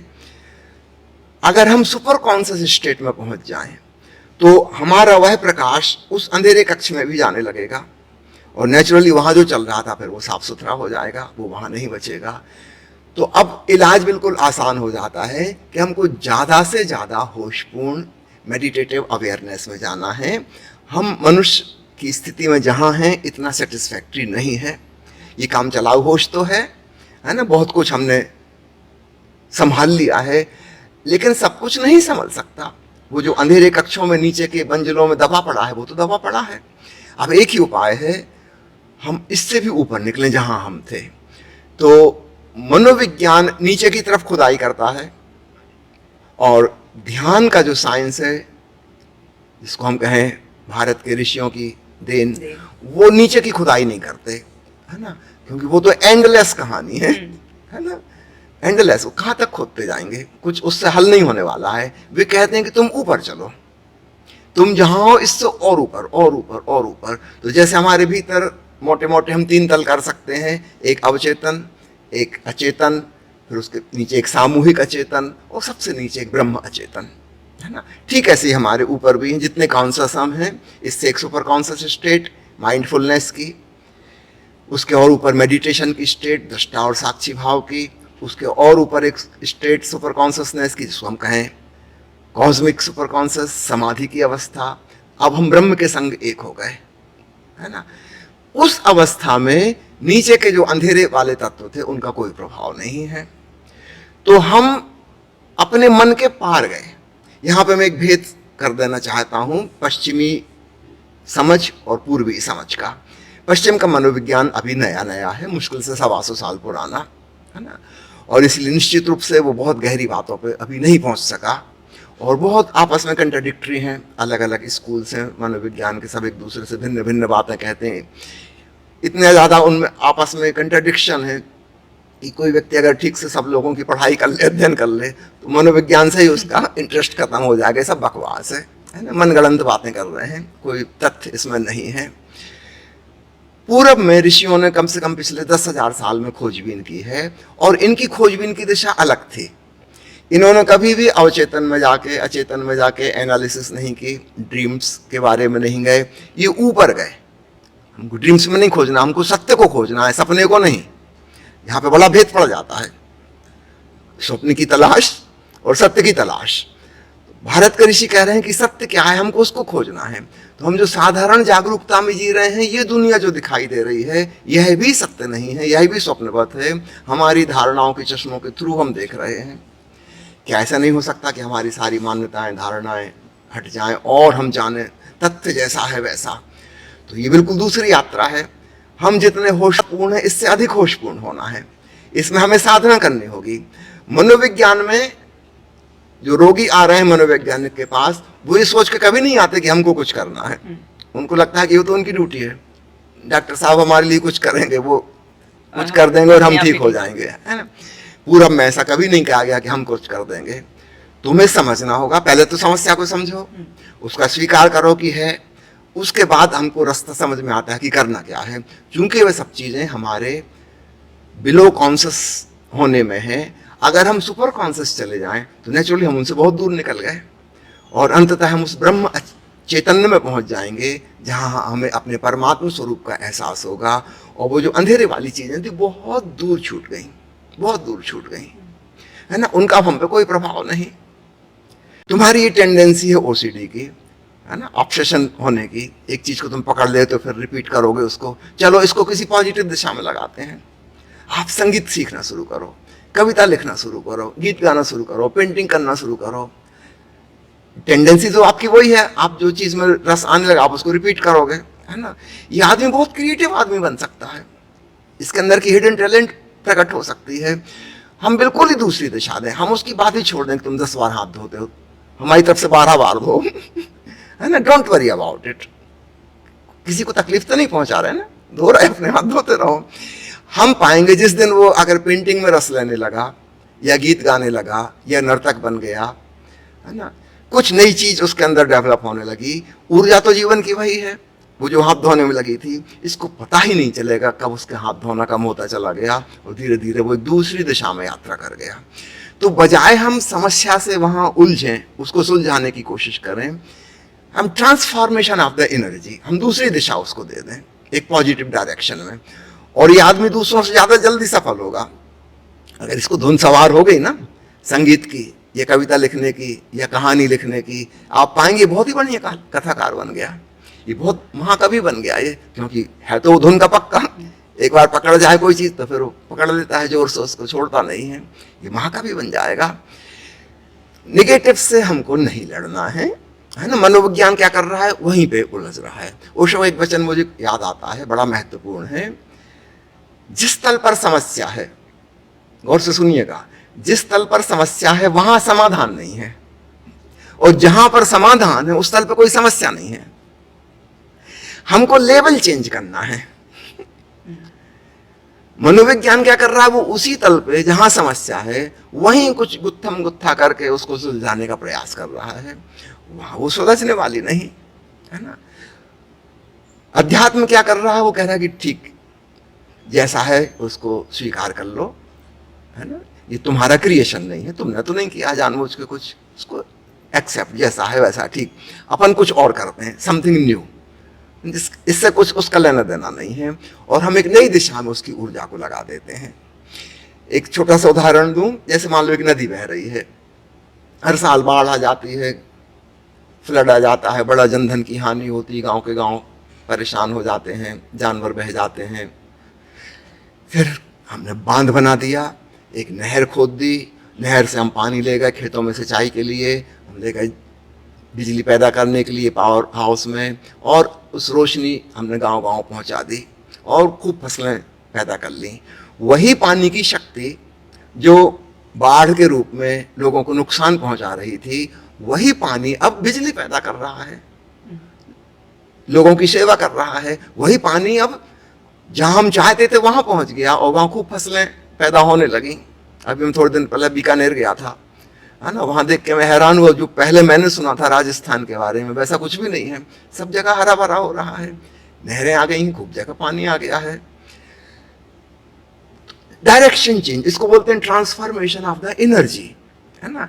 तो हम वहीं नदी से नहीं लड़ेंगे, उस नदी से गहरी हम एक नहर खोद लेंगे और पानी को हम वहां ले जाएंगे जहां हम उसका सदुपयोग करना है। तो अध्यात्म में और मनोविज्ञान में एक छोटा सा डिफरेंस है, और ये छोटा डिफरेंस बहुत बड़े परिणाम में चेंज कर देता है। मनोविज्ञान जहां उलझाव है, समस्या है, वहीं उनके साथ उलझ के सुलझाने की कोशिश कर रहा है, और इस प्रक्रिया में वो कभी सफल नहीं हो सकता, कभी नहीं हो सकता। जी स्वामी जी, जो आप बात कह रहे हैं उसमें मनोविज्ञान में एक थेरेपी है, एक्सेप्टेंस एंड कमिटमेंट थेरेपी, जहाँ पर हम यही बताते हैं कि आप स्वीकार कीजिए, क्योंकि अगर आप विचारों से लड़ेंगे तो अपनी शक्तियाँ बढ़ाएंगे, आप रोकने की कोशिश करेंगे, दबाने की कोशिश करेंगे और नकारेंगे उन्हें, तो वो मल्टीप्लाई होकर आप पर अटैक करेंगे। तो एक्सेप्ट करो, और फिर कमिटमेंट में हम बोलते हैं कि आप कमिटेड रहो कि इन पे एक्शन नहीं लोगे, मतलब इन्हें रोकने की, ब्लॉक करने की कोशिश नहीं करोगे। एंड अपनी जो एनर्जी ट्रांसफॉर्मेशन की बात है, अपना फोकस दूसरे डायरेक्शन में लगाओ, और जो भी आपकी हॉबीज थी या आपकी जो लाइफ की वैल्यूज है, प्रायोरिटीज हैं, उस तरफ एनर्जी लगाओ। और धीरे धीरे एनर्जी को जो ट्रांसफॉर्मेशन की आप बात कह रहे थे, तो मनोविज्ञान की ये जो थेरेपी है, एक्सेप्टेंस एंड कमिटमेंट थेरेपी, वो इसी बात हाँ, बिल्कुल ठीक। और हम लोग अपने जो पेशेंट्स होते हैं उनके साथ एक्सेप्टेंस एंड कमिटमेंट थेरेपी लगाते हैं, क्योंकि अभी मनोविज्ञान भी जो आप बोल रहे थे कि अध्यात्म आगे की ओर ले जा रहा है और मनोविज्ञान पीछे, तो मैंने अपने 12 सालों में अनुभव किया है कि आपको बहुत आगे जाना है तो कई बार आपको पीछे भी थोड़ा जाना होता है। जैसे लंबा अगर आपको कूदना है तो आपको पहले पीछे से जाकर फिर भागते हुए आना पड़ेगा। तो जैसे पेशेंट्स आते हैं तो उनको ये चाहिए होता है मेरे साथ ऐसा क्यों हो रहा है। तो जैसे किसी का पता चलता है बचपन में उसको बुली किया गया, किसी के साथ सेक्सुअल हैरेसमेंट किया गया था, उस किसी की भावनाओं को बहुत दबाया गया, तो उससे सब्र आ जाता है पता चलने पर कि अच्छा ये मेरे मन में विकृति ऐसे पैदा हुई। तो वहां पर कई बार हम लोगों की मजबूरी हो जाती है कि पीछे की हिस्ट्री खंगालना, क्योंकि उसको सब्र नहीं आएगा। उससे बोले कि तुम छोड़ो, ये कौन से जन्म का है, इस जन्म का है, उस जन्म का है, छोड़ो, और अब तुम आगे अध्यात्म की यात्रा पर बोलो। तो बोलो मैं मंदिर ना चला जाऊं, मैं धर्मगुरु के पास ना चला जाऊं, आपके पास आकर क्या फायदा। अगर मैं ये ना समझ पाऊं कि मेरे मन में जो विकृति पैदा हो रही है, फिर हम समझाकर उसको हल्का सा टच करते हैं एक बार पहले सेशन में, फिर उसको कथारसिस में ले जाकर उसको सब वेंट आउट कराकर अच्छे से, फिर उसके बाद जो आप ट्रांसफॉर्मेशन आगे की एनर्जी कह रहे हैं वही करते हैं। मतलब मनोविज्ञान भी अब ये अध्यात्म के ब्लेंड पर ही चलकर बड़ी तरक्की करता जा रहा है। स्टिल ये मैं मानती हूँ कि भी और प्रोग्रेस, बहुत सारे ब्लेंड की और जरूरत है, पर लोगों को जवाब भी चाहिए होता है कि क्यों हो रहा है। और लोग तो इस जन्म के पिछले जन्म तक में जाने के लिए भी एक जिज्ञासा प्रकट करते हैं। मेरे पास पास्ट लाइफ रिग्रेशन थेरेपी के लिए भी लोग आते हैं, और मैंने अपने अनुभवों में पाया है कि उनकी समस्या सुलझ भी जाती है। जैसे एक बहुत छोटा सा उदाहरण है कि एक महिला आई, उनके जवान बेटा सोता का सोता रह गया, और कोई सुसाइड का केस नहीं, कोई मतलब ऐसा कुछ नहीं, नॉर्मल था। अब उनको जब पास्ट लाइफ दिखाई तो उनको ये पता चला कि कोई शादीशुदा आदमी से उनका अफेयर था, और जो उसकी पत्नी थी उसने आत्महत्या करी, और उसने श्राप देकर ऐसे आत्महत्या करी थी कि तेरे पेट पड़कर बदले लूंगी मैं। और उन्होंने जब ये देखा उस थेरेपी में, उन्हें सब्र आ गया। जो 6 साल से स्वीकार नहीं कर पा रही थी मेरा जवान लड़का सोता रह गया, उसके बाद उन्हें सब्र आ गया। तो कई बार मनोविज्ञान पीछे इसलिए भी ले जाता है कि आदमी को सब्र आ जाता है, बट आगे जाना तो ऑब्वियसली वो तो है ही उसमें। एक और छोटा सा मेरा सवाल है स्वामी जी, क्योंकि आप बड़े गहरे जवाब देते हैं, कि जो मनुष्य के अंदर जो भय है, आखिरकार ये डर का मनोविज्ञान क्या है। क्योंकि मनुष्य हमेशा से जंगल में रहा है, जंगली जानवरों से अपनी सुरक्षा के लिए भागता आया है, वही कंडीशनिंग अभी हमारी है, ठीक है। तो आज जो डर है वो मानसिक ज़्यादा हो गए हैं। तो डर की साइकोलॉजी, ओशो जी क्या कहते हैं, आपके क्या विचार हैं, थोड़ा इस पर भी प्रकाश डालिए। क्योंकि जो ओसी जी। बस एक छोटा सा हो कि जो आदमी डिप्रेशन में है या फिर वो ओसीडी के लूप में है, वहां पर भी उसे डर ही है, इसीलिए वो कुछ अटका पड़ा है। उसका बेस जी, बेस क्लियर ही डर ही है ना। तो जैसे आपने कहा कि हमारे पूर्वज यानी हम ही अपने पिछले जन्मों में है ना जंगलों में रहे हैं, अंधेरे से डर स्वाभाविक है, अंधेरे में खतरे थे, गिर सकते थे, दिखाई नहीं दे रहा था, कोई हमला कर दे हम भाग नहीं सकते, पेड़ पर नहीं चढ़ सकते, दिन में उजाले में रक्षा कर सकते थे, प्रकाश हमें दिव्य लगने लगा, सूरज हमें देवता लगने लगा, अंधेरा हमारे लिए भयभीत करने वाला शैतान का प्रतीक बन गया, काला रंग, है ना। तो बहुत सी चीज़ें तो वहाँ से जड़ें जमाई हुई हैं, है ना। जानवरों के प्रति भय है। संक्षेप में कहें तो जहाँ हमें वास्तविक अथवा काल्पनिक खतरा नजर आता है, इसमें काल्पनिक भी जोड़ दिया है मैंने, है ना। कभी कभी वास्तविक है और कभी काल्पनिक है, किसी प्रकार का खतरा हमें नजर आता है, वहाँ हम भयभीत हो जाते हैं। तो भय के अब दो रूप हो गए। एक नॉर्मल लिमिट है उसकी जो हमारे लिए रक्षक है, हमारे लिए हेल्पफुल है। अगर हमको भय ना लगे तो सड़क पे हाईवे पे ट्रैफिक चल रहा और हम क्रॉस कर जाएं तो हम मर जाएंगे, है ना। तो डर लगना हमें स्वाभाविक है, गाड़ियाँ निकल रही हैं, हमको सतर्क होना होगा, डर के संभल के निकलना होगा, कब निकल सकते हैं कब नहीं निकल सकते। छोटे छोटे बच्चे को जिसको अभी डर नहीं लगता स्वाभाविक रूप से, हमको उसको कंडीशन करना पड़ता है खतरनाक सिचुएशन के लिए। मान लो ऊंचाई से गिरने का डर है ना, उनको बताना पड़ेगा गिर जाओगे, लग जाएगी। हमारी बात वो मानेगा नहीं, इसके बावजूद भी वो गिरेगा, चोट लगेगी, लेकिन एक बार अनुभव में आ गया अब वो संभल कर रहेगा। जहाँ उसको लगा कि कुछ ऊंचा नीचा है वहाँ पर रुक जाएगा वो, है ना, जब तक संभल ना जाए। तो कुछ डर हैं जो हमारी जीवन की रक्षा के लिए हैं, ये बिल्कुल स्वाभाविक हैं, ये नॉर्मल नहीं है, इनका होना शुभ है, हमारे जीवन के लिए रक्षक है ना, जो होना ही चाहिए। बहुत सारी वैरायटी हो सकती है, मैं विस्तार में नहीं जाऊंगा। अब एक सीमा ऐसी आती है जहां वो भय हमारे जीवन की रक्षा करने की बजाय रक्षक की जगह वो भक्षक बनने लगा। अब वो हमें जीने ही नहीं दे रहा, है ना। ठीक है, अंधेरे से डर लगना स्वाभाविक था, है ना। बचपन में बच्चे को डराया गया कि वहाँ मत जाना, अंधेरा है, उसको कह दिया वहाँ पे हौवा रहता है, और वो जानता नहीं था हौवा क्या होता है, लेकिन उसकी मम्मी ने जिस प्रकार का मुंह बनाया डरावना, उसके मन में बैठ गया कोई बहुत डरावना व्यक्ति है, वो पकड़ के ले जाएगा। अब वो नहीं जा रहा। अब ये बात उसके जहन में गहरी बैठ गई। तो मम्मी ने तो शॉर्टकट निकाल लिया था कि वो अंधेरे में ना जाए। अब वो बड़ा हो गया, लेकिन वो बात उसके भीतर बैठी हुई है, अभी भी बड़े होकर भी वो नहीं जा रहा अंधेरे में। एक सज्जन को मैं जानता हूँ, रात को बिजली जला के सोते हैं वो, है ना, और बाई चांस अगर पावर कट हो गया और बिजली चली गई, गहरी नींद में से तुरंत जाग जाएंगे वो। उनको कैसे पता लग जाता है कि बिजली गई, तुरंत उठ के अपना इंतजाम रखते हैं, टार्च वगैरह का सब तुरंत ऑन कर लेंगे। इतना गहरा डर बैठा हुआ है ना। ठीक है, ऊंचाई का डर था, सीढ़ी से गिर ना जाए, पलंग से गिर ना जाए बच्चा, है ना, और उसके अनुभव में भी आ गया कि ये खतरनाक है ना। माता पिता जो कह रहे हैं वो ठीक है, चोट खाई उसने कई बार। अब वो हवाई जहाज में बैठने से डरता है। अब ये भय जो है उसके जीवन के लिए विनाशकारी साबित हो गया। ये कहीं लंबी ट्रेवल नहीं कर सकता, हवाई जहाज में नहीं बैठेगा, ऊंचाई का डर, गिर गया तो क्या होगा, है ना। ये अनावश्यक हो गया। तो एक आवश्यक डर है जो हमारे जीवन के लिए हितकारी है, वो होना चाहिए, और हमें इस बात की समझ डेवलप करनी होगी किस लिमिट को क्रॉस करके वो अब अहितकारी बन गया। जो आदमी हवाई जहाज में कभी यात्रा नहीं कर पाएगा, इसके जीवन के बहुत से हिस्से कट ऑफ हो जाएंगे, कभी जी ही नहीं पाएगा, ये कभी इंटरनेशनल ट्रेवल नहीं कर पाएगा, कभी दूसरी दुनिया को देख ही नहीं पाएगा, अपने देश से बाहर नहीं जा पाएगा। ऊंचाई से उसको डर लगता है, किसी को पानी से डर लगता है, चलो कारण जो भी हो, चाहे इस जन्म का हो कि पिछले जन्म में डूब के मरा हो, है ना, कुछ रही होगी गहरी दहशत उसके अंदर बैठ गई है।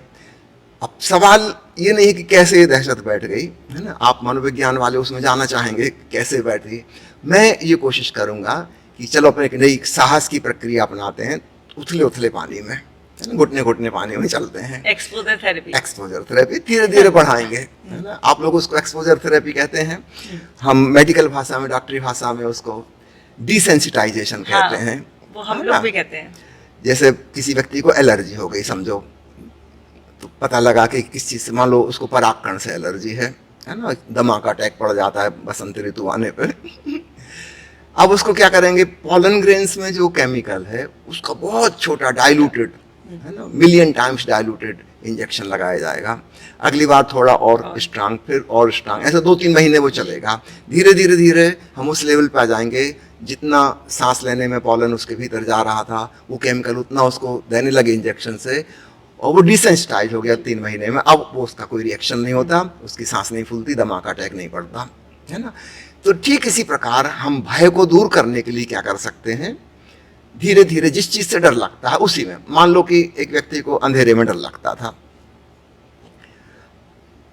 अपन कोशिश करें वो कल्पना करें, अभी पता है दोपहर का समय है, एक्चुअल अंधेरा नहीं है, आंख बंद करके कल्पना करें कि मान लो शाम हो गई है और वो अपने 4 दोस्तों के साथ हाथ में टार्च लिए जा रहा है, कि अंधेरा पूरा हो जाएगा तो भी हाथ में टार्च, कल्पना में भी टार्च रखे हैं वो, और 4 दोस्त साथ में हैं उसके, ठीक है।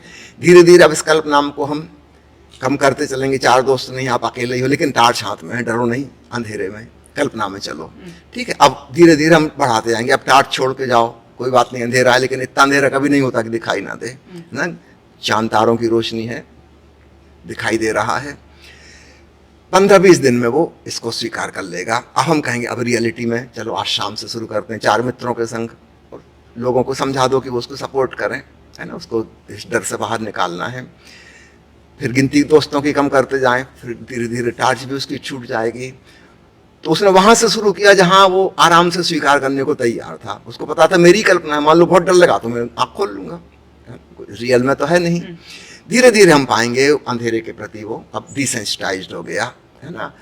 तो इस प्रकार की थेरेपी लोगों को दी जानी चाहिए। थोड़ा सा टाइम कंज्यूमिंग है, मुझे याद आता है ओशो हॉस्टल में जब रहते थे तो उनके कमरे में एक लड़का रहता था जो बोलने में हकलाता था, है ना। ओशो ने धीरे धीरे ऑब्जर्व किया, 1-2 महीने में समझ में आया कि कहाँ हकलाता है, तो टीचर्स के सामने हकलाता है, कोई बड़े बुजुर्ग से बात करने में हकलाता है, और वो ईसाई था, हर संडे को वो चर्च जाता था, जब चर्च से लौट के आता था उस समय बहुत ज़्यादा हकलाता था। तो एक बात क्लियर हो गई कि उम्र से जो बड़े हैं उनके सामने आने पे जो डर जाता है ना, हकलाना उसका शुरू हो जाता है। संयोग की बात, एक बार उसके पिताजी आए हॉस्टल में, और तब तो उसकी गिग्गी बन गई, गले से आवाज ही ना निकले, कुछ का कुछ निकले, आधा शब्द ना बोल पाए। और उसके पिताजी को देख कर उसको समझ में आ गया कि बहुत ही डोमिनेटिंग पर्सनालिटी है ना, और इस बच्चे को इन्हें बचपन से खूब डरा धमका के रखा है, इसलिए सबसे बड़ा डर पिताजी का है। उनके सामने तो उसकी भाषा ही जैसे आता ही नहीं, उसको ऐसा हो गया, गूंगा टाइप हो गया। तब ओशो को समझ में आ गई कि इसको जहाँ कहीं फादर फिगर नजर आता है, चाहे वो टीचर्स हों, चाहे कोई बड़े बुजुर्ग हों, या फिर क्योंकि वो चर्च जाता है और पादरी को फादर कह के पुकारता है, अब वहाँ केवल शब्द है, पादरी तो बेचारा फादर नहीं होता, अनमैरिड है ना, लेकिन शब्द चूंकि फादर जुड़ा हुआ है, बस वो शब्द ही घबराने वाला है, और इसके अंदर वो न्यूरोट्रांसमीटर्स छूट जाते हैं, उसको घबराहट की हालत में रख देते हैं, और शब्द उसके अटक जाते हैं, कंठावरुद्ध हो जाता है। तब ओशो ने कहा कि चलो एक प्रयोग करते हैं, तुम कमरे में मुझे फादर कह के बुलाओ। उसने कहा क्या मजाक करते हो, है ना, हम तो बराबर उम्र के हैं, कैसे फादर कहूँ। उसने कहा थोड़े दिन करो प्रयोग, क्योंकि तुम फादर शब्द से ही डरते हो, रियल फादर तो अलग बात है, मैं तो नहीं हूँ फादर, तुम्हें पता ही है, तो तुम आराम से उपयोग कर सकते हो, डरोगे भी नहीं। फिर धीरे धीरे अपन इसको बढ़ाएंगे प्रयोग को। तो उसने कमरे के भीतर ओशो को फादर कहना शुरू किया, और 3-4 दिन में ओशो ने देखा कि वो नॉर्मल जैसी करता था बात वैसी करने लगा, हिचक नहीं पैदा होती, अटकता नहीं है।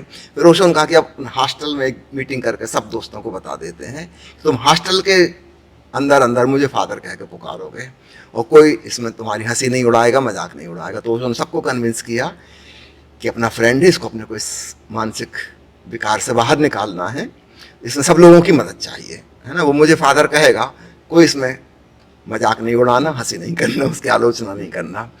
तो 2-3 दिन तो उसको बहुत संकोच लगा सबके सामने, लेकिन फिर धीरे धीरे संकोच टूट गया, क्योंकि सब लोगों ने कहा कि तुम कहो, नो प्रॉब्लम, है ना, ये कोई बात नहीं है ना, एक साइकोलॉजिकल एक्सपेरिमेंट हो रहा है। तो हॉस्टल के भीतर फिर 1 महीने के बाद ओशो ने कहा पूरे कॉलेज में सबके सामने, फिर टीचर्स से भी ओशो ने जाके कहा दिया, सारे विद्यार्थियों को समझा दिया कि इसकी मदद करनी हमें, इस प्रकार से मदद होगी। अब धीरे धीरे ओशो ने देखा कि वो टीचर्स के सामने भी अब नहीं डरता, हकलाता नहीं है। और एक दिन ऐसा हुआ कि संडे को जब वो लौट के आया चर्च से, हकला नहीं रहा था, नॉर्मल वे में बात कर रहा था। करीब 6 महीने इसमें लग गए, बड़ी सफलता मिली। ओशो का अब समय आ गया, तुम फोन करके अपने घर पिताजी से बात करो। उसको भी हिम्मत आ गई इस बीच में, उसने कहा मैं कर सकता हूँ, नहीं हकलाऊंगा, और फोन में सामने तो है नहीं, ठीक है, उनके आतंकवादी छवि मेरे अंदर बैठी हुई है, और फोन में तो हो ही सकता है। उसने हिम्मत की, फोन पे उसने बात की, बिना हकलाए बात की। उसके फादर भी बहुत चकित हुए। वो दूसरे दिन आ ही गए कि मेरे लड़के को क्या हो गया। ये तो अनएक्सपेक्टेड था कि वो आ ही जाएंगे। जब वो आ गए, ओशो भी हैरान हुए, वो लड़का भी हैरान हुआ कि अपने पिताजी से उसने नॉर्मल बात की। और फिर उसने अपने पिताजी को पूरी कहानी बताई कि मेरे इस रूममेट ने मेरी मदद की है। हकलाना भी भय से संबंधित है ना, और ओशो ने किस प्रकार उसको उस भय की गिरफ्त से बाहर निकाला। क्योंकि ठीक है, पिताजी का भय होना जरूरी था बचपन में, लेकिन ओवर बहुत ज्यादा हो गया है ना। कई माता पिता ओवर कर लेते हैं, फिर वो जिंदगी भर के लिए वैसी टेंडेंसी बन जाती है। तो ठीक है, बन गई, लेकिन उससे बाहर निकलने का उपाय हो सकता है। मेरी रुचि इसमें ज़्यादा नहीं रहती। मैं मनोविज्ञान से और मेरे मेडिकल साइंस से थोड़ा सा भेद आपको बता दूं। जैसे मान लो एक सड़क पे एक्सीडेंट हुआ, एक आदमी की ब्लीडिंग हो रही, हड्डियाँ टूट गई हैं, तो एक लीगल प्रकार का आदमी का मन क्या कहेगा, किसने चोट मारी, कौन था हत्यारा, जानबूझ के मारी कि एक्सीडेंट था कि मर्डर किया गया है, वो इसमें लग जाएगा। कार का रंग कैसा था, ड्राइव कौन कर रहा था, इसमें पता लगाने में। और मैं एक डॉक्टर हूँ, मेरी जगह कोई भी डॉक्टर होगा, वो उस झंझट में नहीं जाएगा।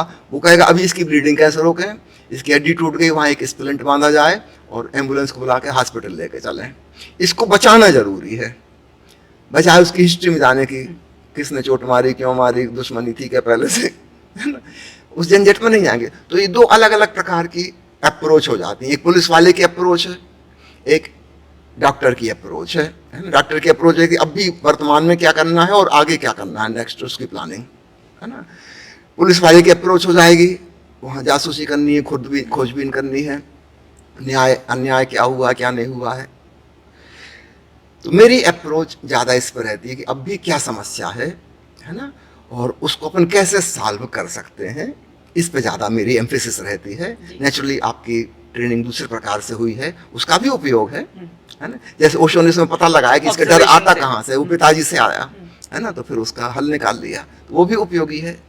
तो स्वामी जी, ये ना बड़ा सिचुएशनल है। जैसे ओशो जी ने ऑब्जर्वेशन से पता लगाया कि पिताजी से डर है, एक फादर फिगर से ही डर है, तो ये एक साइकोलॉजिकल प्रोसेस है ऑब्जर्वेशन। हम लोग ऐसे ऑब्जर्व करके या थोड़ा सा शॉर्ट बातचीत करके भी पता लगा लेते हैं इसके बैक लिंक्स क्या है, और फिर ग्रेजुअली एक्सपोज कराते हैं, और वो इतना यूज्ड टू हो जाता है, इतना फैमिलियर हो जाता है कि वो फियर ही चला जाता है, और फिर वो कॉन्फिडेंट हो जाता है पर्सन। तो ये भी जरूरी है। आपने दूसरा एग्जांपल दिया कि अगर एक्सीडेंट हो गया तो एक इमरजेंसी सिचुएशन है, जैसे पैनिक अटैक आ रहा है, तो हम उस टाइम हिस्ट्री में नहीं जाते कि ये पैनिक अटैक क्यों आ रहा है, क्या चेन है। पहले हम पैनिक अटैक से उसको बाहर निकालते हैं, उसको कंसोल करते हैं, उसको रिलैक्स करते हैं, उसके बाद ये अंडरस्टैंड करने के लिए, ताकि ये पैनिक अटैक रिपीट ना हो, कि आखिरकार क्या इसके अंदर एक ट्रॉमा है, क्या मेमोरीज हैं जो बार बार इसके मन में रिपीट होती रहती हैं, मतलब इमेजेस फ्लैश हो रही हैं, या कोई बात याद आ रही है, किसी की आवाज़ अंदर बैठ गई है जो बार बार वो सेम कंडीशन पैदा कर रही है। तो उसके लिए हम भी पहले, जैसे कहते हैं ना, कोई डूबता हुआ दिख रहा है, तो पहले उसकी जान बचाते हैं, और बाद में जाकर उसको बताते हैं कि कैसे स्विमिंग होनी है ना। तो हम लोग भी ऐसे ही करते हैं। तो वो आप अपनी जगह बिल्कुल सही है।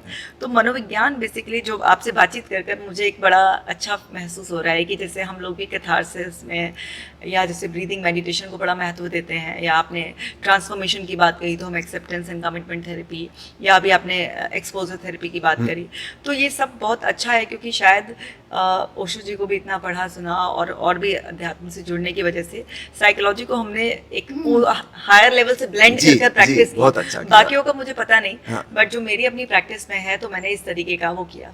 अब मेरे कुछ अंतिम छोटे छोटे मैं एक दो चीजें और भाई और उसके बारे में कर लूं, नहीं तो वो अधूरी सी बात रह जाएगी। जैसे कि अपन को पता है कि भीतर हमारे एमिगडाला और वहां से लेके पिट्यूटरी और एड्रिनल ग्लैंड सब प्रभावित हो गए, वो खून में वो हार्मोन्स आ गए, न्यूरोट्रांसमीटर्स आ गए, जिनको हमने उत्तेजित कर दिया। ठीक है, अब पैनिक अटैक में भी वही घटना घटती है। ठीक है, तो एक तो हो गया उसका साइकोलॉजिकल एस्पेक्ट, एक हो गया स्पिरिचुअल एस्पेक्ट, जहां हम भविष्य में ले जाएंगे, है ना। एक एस्पेक्ट और है, वो बिल्कुल फिजिकल और केमिकल है ना। उस पर भी थोड़ा सा ध्यान दें तो बहुत कुछ हो सकता है। मैं आपको बताऊं, मुझे गीत गाने का और संगीत का बड़ा शौक था और कई सालों तक मैं एक ऑर्केस्ट्रा कंडक्ट किया करता था। अच्छा। तो उसमें अक्सर जो नए कलाकार आते थे जिनको मंच पे पहली बार परफॉर्मेंस करनी है, जब हम घर में रियाज कर रहे हैं तब तो बहुत अच्छा कर रहे हैं, और मंच पे जाके वो नर्वस हो जाते हैं, उनके पैर कपने लगते हैं, गला ही सूख जाता है, आवाज़ ही नहीं निकलती, वो गाना भी भूल जाता है। अब की भली भांति उनको खूब अच्छे से याद था कि क्या होता है, ये डर कि पब्लिक क्या कहेगी, पब्लिक क्या कहेगी, है ना, हूटिंग हो जाएगी कि ताली बजेंगी, वो जो फियर है ना, अब उनके बस के बाहर है वो। तो एक लिमिट तक तो वो मन में है, लेकिन अब वो फिजिकल बॉडी का हिस्सा बन चुका है। वो न्यूरोट्रांसमीटर्स, वो हार्मोन्स शरीर में छूट चुके हैं जिन्होंने उनके माइंड को बिल्कुल ब्लॉक कर दिया, है ना। जब हम वो फाइट और फ्लाइट सिचुएशन में होते ना, हमारे ब्रेन में बहुत कम ब्लड जाता है, सारा मसल्स को चला जाता है, क्योंकि या तो मारपीट करना है या भागना है, जान बचानी, अभी ब्रेन को सप्लाई करने की जरूरत नहीं है।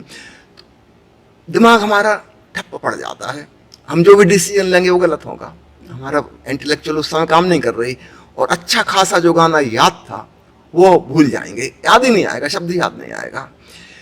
फिर मैंने इसमें सोचा कि क्या किया जा सकता है, तो सबसे अच्छा ब्रीदिंग का है जो व्यक्ति कर सकता है, वो सिर्फ धीमी और गहरी सांस कर ले, और 2 मिनट के अंदर वो पाएगा उसका parasympathetic nervous system take over कर लिया, जिसको अपन इंगला पिंगला नाड़ी योग की भाषा में कहते हैं ना, और वो जो उत्तेजना पैदा हो रही थी वो काम डाउन हो गई। और एक बार जो जरा सी हो गई तो उसका कॉन्फिडेंस लेवल खूब बढ़ जाता है, कह रही जरा से सांस लेने से एकदम चेंज हो गया मैं। एक चीज़ और आखिरी कह दूं इस मामले में, जैसे मैं कह रहा हूँ बॉडी और माइंड जुड़े हुए हैं, अगर कोई व्यक्ति सिर्फ ऐसा आसन ग्रहण करे, ऐसा पोस्चर, ऐसी मुद्रा बनाए कि वो नहीं डर रहा है ना, शुरुआत में उसको लगेगा कि मैं झूठ कर रहा हूँ, पाखंड कर रहा हूँ, भीतर से तो मैं डर रहा हूँ, सिर्फ ऊपर ऊपर से वो एक्टिंग करे कि नहीं डर रहा हूँ, है ना, फैला हुआ, है ना, सीना फैला हुआ, हाथ फैले हुए, कुर्सी बैठा है दोनों पैर फैला के, है ना, जैसे नहीं डर रहा हूँ, सिर्फ ऊपर ऊपर की मुद्रा है, लेकिन ये हमारे मन को प्रभावित कर देगी। इसका ठीक उल्टा है, अगर कोई व्यक्ति ऐसा सिकुड़ा हुआ बैठा है अल्लेरी डरी हुई हालत में, है ना, इसका मन और डर जाएगा, कब जाएगा। आप देखना कभी इंटरव्यू देने के लिए समझो 20 लोग बैठे हैं, अभी अंदर जाना है उनको ऑफिसर के सामने, उसमें जो वहां पर रिलैक्स होकर बैठा है, इसके सफल होने की चांस ज्यादा है ना। जो इंटरव्यू लेने वाला वो इसको चुनेगा, और जो ऑलरेडी सिकुड़ा हुआ है, श्रिंक हो गया है, जैसे उसकी ऊर्जा बिल्कुल सिकुड़ गई, उसका आवा मंडल सिकुड़ गया, अपने आप में सिमटा हुआ है ना, ये डरा हुआ है, कपा हुआ है भीतर से, है ना, ये ठीक से उत्तर भी नहीं दे पाएगा, और इसका बॉडी पोस्चर देख के इंटरव्यू लेने वाला इसको पहले ही रिजेक्ट कर देगा। सवाल का उत्तर तो बाद में होगा, इसकी शारीरिक स्थिति देख के भी जजमेंट हो जाएगा, है ना, कि ये चुने जाने योग्य नहीं है, ये कोई काम साहसपूर्वक कर नहीं सकता, इसके अंदर हिम्मत नहीं है। और वो जो व्यक्ति फैला हुआ आया था, जिसका आभा मंडल फैला हुआ है, शरीर की पोजीशन भी उसकी फैली हुई है, सीना चौड़ा खुला हुआ है, निडर होकर जो खड़ा है, हो सकता है 4 उत्तर में से 1 उत्तर गलत भी दे, फिर भी इसको चुन लेंगे, क्योंकि इसमें साहस है, हिम्मत है ना, जो काम देंगे ये करेगा, कर सकेगा, उसको दूसरों से करवा सकेगा। तो हमारे बॉडी पोस्चर हमारे मन को अफेक्ट करते हैं, ये वाली बात बहुत लोगों को नहीं पता, और मैं आपके इस इंटरव्यू के माध्यम से ये 2 बातें कहना चाहता हूँ। एक प्रोप्रानोलॉल जैसे सिंपल ड्रग्स हैं, जिनको बहुत छोटा डोज 10 मिलीग्राम का इमीडिएटली हमको रिलैक्स कर सकता है, और 4-6 बार लेने के बाद हमको उसकी ज़रूरत भी नहीं पड़ेगी, क्योंकि हमारे भीतर से कॉन्फिडेंस बिल्डअप हो जाएगा। दूसरी चीज़, आप नकली सही, एक्टिंग सही, आप निर्भय होने की एक्टिंग करो, ठीक है, झूठ है, पाखंड है, एक्टिंग कर रहे हैं आप, लेकिन करो तो आप सही, और आप पाओगे 2-3 महीने की प्रैक्टिस से आपके भीतर मन, क्योंकि मैंने कहा तन मन हमारे जुड़े हुए हैं, तो मन जब तन को प्रभावित कर सकता है तो फिर तन मन को प्रभावित नहीं कर सकता क्या, है ना। वो सांस बीच में है, वो दोनों के बीच का लिंक है, वहां से भी हम चेंज कर सकते हैं, लेकिन शरीर की बिल्कुल स्थूल चीजों से भी प्रभावित कर सकते हैं। अभी कुछ दिनों पहले मैं जो बात कह रहा हूँ, ठीक इससे मिलती जुलती बात टेड टॉक में आई थी। टेड टॉक में अक्सर बहुत बढ़िया लोग अपने नए आइडिया पेश करते हैं, तो उसका हेडिंग यही है, your body posture can change your mind. और उसने भांति के प्रयोग किए, और कुछ प्रयोग तो ऐसे थे कि मैं एक मुझे याद आ रहा है, वो आपको बताऊं, बहुत ही इंटरेस्टिंग था वो, कि जहाँ पे जीभ की लार की टेस्ट करके हार्मोनल लेवल टेस्ट किया जाता है। तो उस प्रकार के टेस्ट बन चुके हैं, विद इन फ्यू सेकेंड्स वो कलर चेंज हो जाएगा स्ट्रिप का। जैसे ग्लूकोज स्ट्रिप आती है यूरिन टेस्ट करने के लिए डायबिटीज़ वालों के लिए, आधा मिनट में उसका कलर चेंज हो जाएगा, बता देगी कितना ग्लूकोज है। इसी प्रकार मेल हार्मोन्स टेस्टोस्टेरोन की टेस्ट करने के थूक में, उसके लिए स्ट्रिप बन गई हैं। तो वहाँ पर जो एंट्री कर रहे हैं लोग, उनको पहले से कह दिया गया है कि किसको किस पोस्चर में जाके वहाँ 2 मिनट बैठना है। 50% लोगों को कहा कि वो डरे हुए, सहमे हुए, सिकड़े हुए बैठेंगे। 2 मिनट का ही प्रयोग है। 50% को कहा गया कि आप बिल्कुल निश्चिंत होकर फैल के, है ना, वो फैलाव मतलब आपके भीतर की निर्भयता को प्रकट करे। भले ही आप भीतर से डरे, उसकी चिंता मत करो। 2 मिनट आपको वैसा बैठना है। और 2 मिनट के बाद सबकी लार टेस्ट की गई। सिर्फ 2 मिनट में टेस्टोस्टेरोन लेवल हाई चला गया और कार्टिकोस्टेरॉइड लेवल कम चला गया। इसको हम स्ट्रेस हार्मोन बोलते हैं ना, स्टेरॉइड। जब हम तनाव में होते हैं तो हमारे भीतर स्टेरॉइड बढ़ता है, वो तनाव का हार्मोन है। और जहां हम रिलैक्स होते हैं और निर्भय अवस्था में होते हैं, वहां मेल हार्मोन बढ़ जाता है। तो चूंकि इनकी टेस्टिंग अब आजकल बिल्कुल कुछ सेकंड वाली होगी, कुछ सेकंड में ही पता चल जाएगा। जब व्यक्ति उस कमरे में एंटर किए थे तब उनका थूक टेस्ट किया गया था, और 2 मिनट के बाद फिर से थूक टेस्ट किया गया, और वास्ट डिफरेंस। तो उस महिला ने, जिसने टेड टॉक में बताया है कि your body posture can change your mind, it can change your chemistry, है ना, ये छोटी बात नहीं है। अभी तक इतना तो समझ में आता था कि मन चेंज हो जाएगा, पर केमिस्ट्री चेंज हो जाएगी। और ये 2 हार्मोन चुने गए, एक जो साहसी लोगों के अंदर अधिक होता है, इसलिए पुरुष ज्यादा साहसी होते हैं, हिम्मतवर होते हैं, है ना, पुरुष जुआरी होते हैं, हिम्मत चाहिए, गंवा भी सकते हैं आप सब कुछ। महिलाओं में चूंकि टेस्टोस्टेरोन का लेवल बहुत कम होता है, इसलिए वो भयभीत होती हैं, डरी हुई रहती हैं, सहमी हुई रहती हैं, दब के रहना पड़ता है। ऐसे नहीं सोचना कि पुरुषों ने अत्याचार किया, महिलाओं को हजारों साल दबा के रखा। उनका केमिकल स्ट्रक्चर वैसा है, वो पुरुष जो है डोमिनेट करेगा, उसके हार्मोन्स का खेल है, और महिलाएं जो डोमिनेट होंगी। सिक्के का दोनों पहलू हैं, लेकिन ऐसा होना जरूरी नहीं है, है ना। और ये जो लेक्चर दिया टेड टॉक में, महिला ही है, और उसने बहुत बढ़िया बढ़िया प्रयोग किए। एक मुझे याद रह गया, क्योंकि वो 2 मिनट में ही टेस्ट हुआ था। जब एंटर कर रहे थे उस समय उनको स्ट्रिप दी गई थी, बस टच करें थूक, वहां दे के आए, और वहां बैठने के बाद उनको डिवाइड किया गया था 2 हिस्सों में जी, रैंडम। उनको भी नहीं पता था कि किसको क्या मिलेगा, और 2 मिनट में केमिस्ट्री चेंज हो गई, है ना। तो हमारे भीतर सब कुछ जुड़ा हुआ है, हमारी फिजिकल बॉडी, हमारे केमिकल्स और हमारा मन, विचारों का जो घर है। तो विचारों से शरीर परिवर्तित होता है, शरीर से विचार परिवर्तित होते हैं, बीच में सांस का और रसायनों का खेल है, हार्मोन्स का खेल है, वो भी चेंज होते हैं, और उनको हम चेंज कर सकते हैं काफ़ी हद तक। और ये बात अगर पब्लिक को पता हो, सबको पता हो कि हम कुछ कर सकते हैं, तो बहुत कितना ईजी हो जाए। हमको किसी के ऊपर डिपेंडेंट होने की जरूरत नहीं है।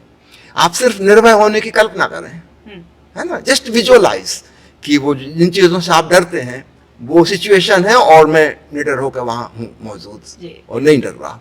शुरुआत में कल्पना थी, 15-20 दिन के बाद ये वाली बात रियलिटी में हो जाएगी, और आप हैरान होंगे कि हद हो गई। और जिस दिन रियलिटी में हो जाएगी, उस दिन आपका कॉन्फिडेंस लेवल बहुत बढ़ जाएगा, अब कोई आपको नहीं डरा सकता। तो डर से मुक्त होने के लिए हम कुछ ऐसे उपाय करें जो व्यक्ति स्वयं कर सके, किसी के ऊपर उसको निर्भर नहीं होना पड़े। नहीं तो फिर एक नए प्रकार की डिपेंडेंस पैदा हो जाती है, फिर हर छोटी छोटी चीज के लिए भागो, फिर इनकी मदद लो। तो मनोविज्ञान और अध्यात्म मिलकर एक ऐसे रूप में प्रचारित हो सकते हैं कि हर व्यक्ति स्वयं ही इनका उपयोग कर सके अपने कॉमन सेंस से। अब जैसे डायनेमिक मेडिटेशन है, हर व्यक्ति अपने घर में कर सकता है, हमको किसी एक्सपर्ट की जरूरत नहीं है। एक बार थोड़ी सी विधि सीख ली, वो तो वीडियो में देख हो जाएगी, हम खुद ही कर सकते हैं। ये भी एक बहुत बड़ी स्वतंत्रता है। ओशो के साथ वो जो वैल्यू ऑफ फ्रीडम है, उसको उन्होंने बहुत ऊंचा रखा, है ना। अक्सर क्या होते थे, पुराने सारे गुरु शिष्यों के अपने ऊपर निर्भर बना लेते थे, है ना, शिष्य उनके साथ झुक के रहे और उनके ऊपर डिपेंडेंट रहे, है ना। ओशो ने इस धारा को तोड़ा, है ना। उनका नहीं, तुम कुछ समझो, बूझो, अपने भीतर विवेक पैदा करो और स्वयं उसको जियो। इसमें मेरा कोई रोल नहीं है, मैं कोई चमत्कारी बाबा नहीं हूँ, मेरे आशीर्वाद से कुछ नहीं होता, तुम ही कर। शुरुआत में ओशो आज्ञा चक्र पे हाथ रख के ऊर्जा दर्शन देते थे, बाद में उन्होंने छोड़ दिया। फिर एक प्रवचन में उन्होंने बताया कि पिछले 7 साल से मैंने क्यों नहीं दिया, क्योंकि उसमें कुछ लोग मेरे ऊपर डिपेंडेंट होने लगे थे। हर महीने वो फिर आ जाएंगे, आपके आशीर्वाद चाहिए। ये तो स्लेवरी हो गई, स्पिरिचुअल स्लेवरी है ना, दिस इज नॉट गुड। तो ऊर्जा मिली थी वो ठीक, उसे एक झटका मिला था, ध्यान में डूब गए थे। लेकिन ओशो ने कहा कि मैंने फिर उस विधि को छोड़ दिया, क्योंकि कुछ बेनिफिट तो उससे हो रहा था, सामूहिक शक्तिपात भी ओशो करते थे, बाद में छोड़ दिया। साइड इफेक्ट ज्यादा हो रहा था, है ना। कुछ लोग वो दीनहीन तो वैसे ही थे, उनको और लगने लगा कि हम तो लेने वाले हैं, गुरुजी रहने वाले हैं, वो हाथ रख देंगे सिर पर तो हो जाएगा, नहीं तो नहीं होगा। ये कोई अच्छी स्थिति नहीं है। ओशो का मैंने उसको बंद कर दिया। ठीक है, तुम्हें देर लगेगी, तुम स्वयं पाओ, अपनी मेहनत से पाओ। तो ओशो पहले गुरु हैं जिन्होंने शिष्यों को अपने ऊपर निर्भर नहीं किया। और मैं कल्पना करता हूँ एक दिन मनोविज्ञान में भी ऐसा दिन आए कि यथासंभव, ठीक है, कहीं छुटपुट जरूरत होगी, मदद करने के लिए तैयार हों, यथासंभव हम व्यक्ति को इंडिपेंडेंट बनाएं, है ना। ऐसी डिवाइस इजाद करें कि वो खुद ही कर सके, हमारे ऊपर निर्भर ना हो। तो बड़ा सौभाग्य का दिन होगा। और नेचुरली तभी यह पृथ्वी एक स्वर्ग बन सकेगी। अगर हम डिपेंडेंट होकर करेंगे तो कितने लोग साइकोलॉजी के एक्सपर्ट हो पाएंगे, और कितने लोगों की मदद कर पाएंगे। दुनिया तो नरक की तरह ही चलती रहेगी। जी स्वामी जी, आपने बहुत ही अच्छी तरीके से बताया। और आप जो बता रहे थे वो साइकोसोमेटिक, जो हमारे व्यूअर्स हैं, वो जो हमारे चैनल पे भी जुड़े हुए हैं, वो पहले से ही जानते हैं इस बात को। आपने और गहराई से बता दिया कि हम साइकोसोमेटिक हैं, बॉडी एंड माइंड जुड़ा हुआ है, और उनको जोड़े हुए एक सांस है, क्योंकि हर भाव के साथ सांस की लय बदल जाती है। जी। और जो आप बता रहे थे कि हम कल्पना करें, तो उसको हम टेक्निक का नाम देते हैं एज इफ, कि मानो कि अगर आप कॉन्फिडेंटली बिना किसी मेडिसिन की सपोर्ट के वेल प्रिपेयर्ड होते, स्टेज पर जाकर आप कैसे गाते, कैसे बोलते, क्या करते, मानो, और वो पोस्चर मेंटेन करो, वो अपने चेहरे के हाव भाव मेंटेन करो। कल्पना करो कि लोग आपकी बात को गौर से सुन रहे हैं, आपको अप्रिशिएट कर रहे हैं, तालियां बजा रहे हैं, और आपने रौनक जमा दी है। और वो अनुभव आने से पहले वास्तविक अपने मन को वो अनुभव दे दो, चित्र बनाओ, आवाजें डालो, और शरीर में महसूस करो। तो हम जो चलती फिरती केमिकल की लेबोरेटरी है, हमारे अंदर केमिकल रिएक्शन सिर्फ इमेजिन करने से भी हो जाता है, क्योंकि देखिए हमारे मन को ये नहीं पता कि सच है कि झूठ है, सच है झूठ है। तो वो एज इफ टेक्निक से हम जब ऐसे कराते हैं, तो आप जो बता रहे थे, तो मेरे दिमाग में वही घूम रहा था कि ये टेक्निक का नाम हम व्यूअर्स को बता देते हैं, ताकि उन्हें थोड़ी सहूलियत हो जाती है कि एज इफ टेक्निक है, हम विजुअलाइजेशन है, विजुअलाइजेशन है, ये सब चीजें। साइकोसोमेटिक के अलावा एक चीज और बता दीजिए, हम पशु इंसान हैं। जी, है ना, सिर्फ इंसान नहीं है, हमारा अतीत हमारे पीछे खड़ा है। बिल्कुल। और कई बार क्या है, जैसे आप कह रहे हैं कि हम गोलियां ले लें, ठीक है, वो टेम्परेरी सब हेल्प करती हैं, और कभी कभी तो होता है ये सबके साथ सिचुएशन, बट अल्टीमेटली खुद को प्रिपेयर करना ही ट्रू फ्रीडम है। और उसमें जैसे आप कह रहे थे ओशो जी कभी डिपेंडेंट नहीं है, तो जैसे अब ओशो जी को हम भी इतना पढ़ते हैं, समझने की कोशिश करते हैं, तो मैंने भी अपनी प्रैक्टिस में, बाकियों का मुझे नहीं पता, लेकिन मैंने अपनी प्रैक्टिस में एक चीज़ ज़रूर अपनाई है कि रिकवरी के बाद आपको मुझ पे डिपेंडेंट नहीं होना पड़ेगा। ये आपके माइंड को ट्रेनिंग दे दी गई है, आपको ये डेली लाइफ स्किल्स की प्रैक्टिस दे दी गई है। अब आप सक्षम हो गए हैं, आप अपने आप ही अपना जीवन संभालिए, क्योंकि समस्याएं तो आती और जाती रहेंगी, उनको मैं नहीं रोक सकती। बस आप अब केपेबल हो गए हैं कि इस तरीके की परिस्थितियां आएंगी या नहीं भी आएंगी, तो आपको संभालने, स्वीकार भाव रखिए, अपने दिनचर्या को अच्छी तरीके से फॉलो कीजिए, विचारों के स्तर पर बदलाव कीजिए, सोचने का नजरिया बदलिए, तरह तरह से। एक लास्ट सवाल और है, आज के आधुनिक जीवन में इंसान के पास बहुत प्रॉस्पेरिटी आ गई है, पैसा बहुत आ गया है, और साथ में जो अधिक संपन्न लोग हैं उनके प्रति जलन का भाव भी है कि क्यों कुछ लोग आगे आ रहे हैं। आज के युग में सुख की परिभाषा कुछ बदल गई है। बहुत सारे जो यंगस्टर से मैं मिलती हूँ, वो लिव इन में रहते हैं, आते हैं, फिर 2-3 साल रहने के बाद, सब संबंध बनाने के बाद अब वो अलग हो गए, तो उनको अपना ट्रॉमा है। किसी को बिल्कुल ही ऐसे जैसे कि एक आपने बोला था हिप्पी वाला जीवन जीना है, कि मुझे शादी नहीं करनी है, मुझे तो पूरी दुनिया घूमनी है, एक बैग लिया और बस मुझे पूरी दुनिया। सबके अलग अलग धारणाएं, मान्यताएं और जीवन का एक सलीका, बड़ा कहीं सुख हो गया है। आज लोग परिवार में नहीं रहना चाहते, न्यूक्लियर फैमिली, और कुछ तो ऐसे भी आए हैं जो बच्चा नहीं पैदा करना चाहते, शादी तो कर ली हमने, अब हम बच्चा नहीं कि बच्चे का झंझट कौन लेगा सर पे, तो बड़ा कंफ्यूजन सा हो गया है। तो आप इस पे ज़रूर प्रकाश डालिए कि आधुनिक जीवन में सुख की सच्ची परिभाषा क्या है, कैसे महसूस करें, संतुष्टि कैसे महसूस करें। देखिए, सुख की परिभाषा तो समय समय पे बदलती रही है। नेचुरली आज कुछ अभी थोड़े दिन पहले मैं अमेरिका में था, वहाँ कुछ यंग लोगों से बातचीत के दौरान मुझे पता चला कि अब वो जो मानते हैं कि संपत्ति में सुख नहीं है, अनुभव में सुख है। प्रॉपर्टी, मकान बना लिया, कार खरीद ली, इसमें सुख नहीं है। हम कितनी यात्रा करते हैं, कितनी जगह देखते हैं, प्रकृति का सौंदर्य, और अनुभव में सुख है ना। पैसे खर्च हो जाए कोई बात नहीं, मकान नहीं है कोई बात नहीं, किराए के मकान बनाएंगे। अभी नई जनरेशन अमेरिका में कोई मकान बनाने में इंटरेस्टेड नहीं है। हमको मकान नहीं बनाना, हमको एक जगह रहनी नहीं है। 3-4 साल में शहर बदल लेंगे। यूरोप में तो लोग देश बदल लेते हैं 3-4 साल में, एक जगह किसी को नहीं टेकना। भारतवासी ऐसे नहीं है। सुख की परिभाषा नहीं, संपन्नता आ जाएगी तो बदल जाएगा, है ना। वो गरीबी की वजह से हम संग साथ रह रहे हैं, सुविधा ही नहीं है कि अलग रह सकें। जैसे ही आएंगे टूट जाएंगे। सबसे पहले मैं बताना चाहूँगा, आप चूँकि आपने संपन्नता से शुरुआत की है इस सवाल का, हम जिसको जोड़ कह रहे थे परिवार का, समाज का, वो हमारी दरिद्रता की वजह से था। एक माता पिता के 4 बच्चे हुए, उन चारों बेटों के और 4-4 बच्चे हो गए, 15-20 लोग एक परिवार में रह रहे थे। छोटा सा मकान था, एक व्यक्ति के पास एक कमरा भी नहीं था, बड़ी भीड़ थी, समूह, ये संभव ही नहीं था, दूसरा मकान हो ही नहीं सकता था। छोटी सी जमीन थी, उसी पे खेती कर रहे थे।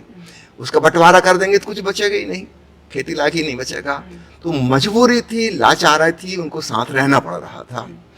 अगर संपन्नता आएगी तो लाचारी खत्म हो जाएगी, है ना। कोई विदेश चला जाएगा ऑस्ट्रेलिया पढ़ने के लिए, कोई चला जाएगा नौकरी करने यूएसए में, कोई बम्बई चला जाएगा, कोई कलकत्ता चला जाएगा, कोई वहाँ खेती करेगा, कोई दुकान चलाएगा, कोई कुछ करेगा, कोई कुछ, सबकी अपनी अपनी टैलेंट है, अपनी अपनी। तो जब तक मजबूरी थी संग साथ रह रहे थे। संपन्नता आते से ही वो मजबूरियां छूट गई, है ना। अब हमको यात्रा की सुविधा है, हम यहाँ वहाँ जा सकते हैं, हम नए नए काम कर सकते हैं। पहले मजबूरी थी, बढ़ई के बेटे को बढ़ई ही होना पड़ता था, चमार के बेटे को चमार होना पड़ता था, किसान के बेटे को किसान होना पड़ता था, कोई अल्टरनेट ही नहीं था। जब आधुनिक एजुकेशन सिस्टम आया तो सारे अल्टरनेट खुल गए।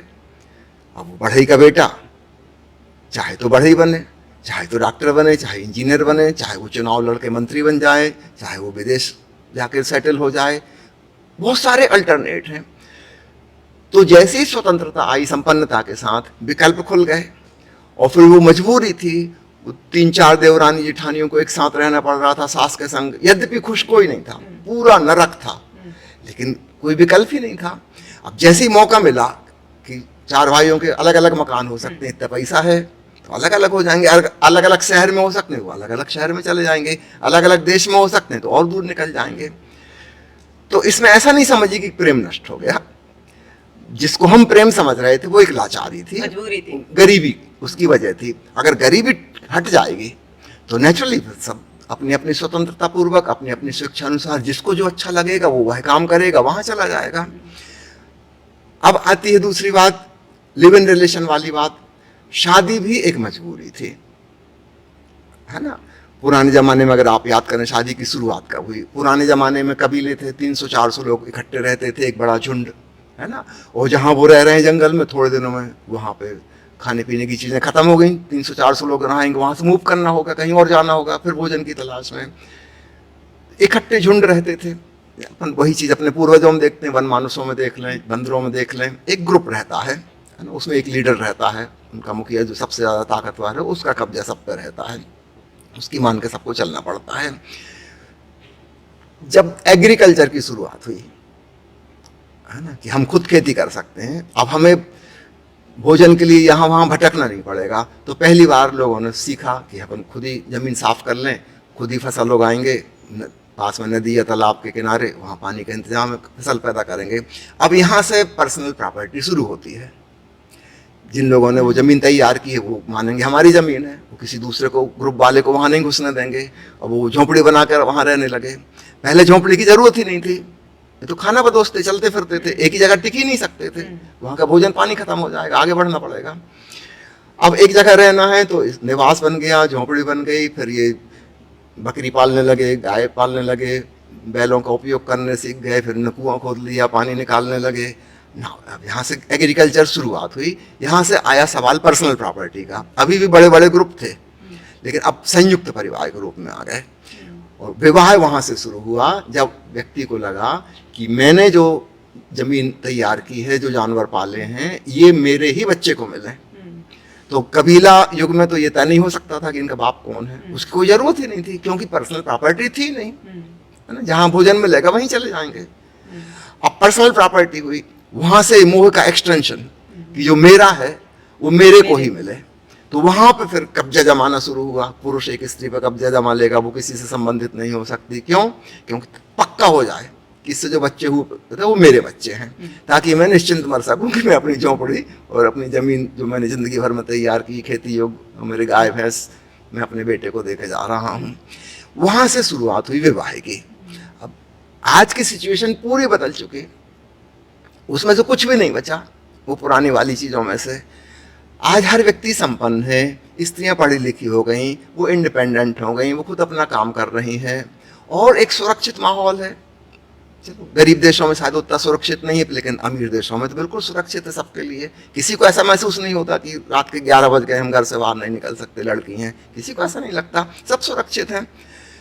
एक सोशल सिक्योरिटी है सबकी, वृद्धावस्था की भी सिक्योरिटी है, सबका मेडिकल इंश्योरेंस है, किसी के ऊपर डिपेंडेंट नहीं है कि बच्चों से भीख मांगनी पड़ेगी बुढ़ापे में। गवर्नमेंट केयर लेगी, जिंदगी भर आपने टैक्स दिया है, गवर्नमेंट की जिम्मेवारी बनती है वो केयर लेगी। तो जहाँ इतनी फ्रीडम आ गई, वहाँ कोई भी किसी के संग क्यों जीना चाहेगा जब तक कि कुछ मैचिंग नहीं बैठ रही। तो जहाँ तक प्रेम होगा, मित्रता होगी, वहाँ तक साथ रहना पसंद करेंगे। और जहाँ ट्यूनिंग नहीं बैठ रही, हम इस संग साथ क्यों रहेंगे, है ना। वैसे कौन सी मजबूरी है। तो प्रेम ही एकमात्र बांधने वाला तत्व होगा।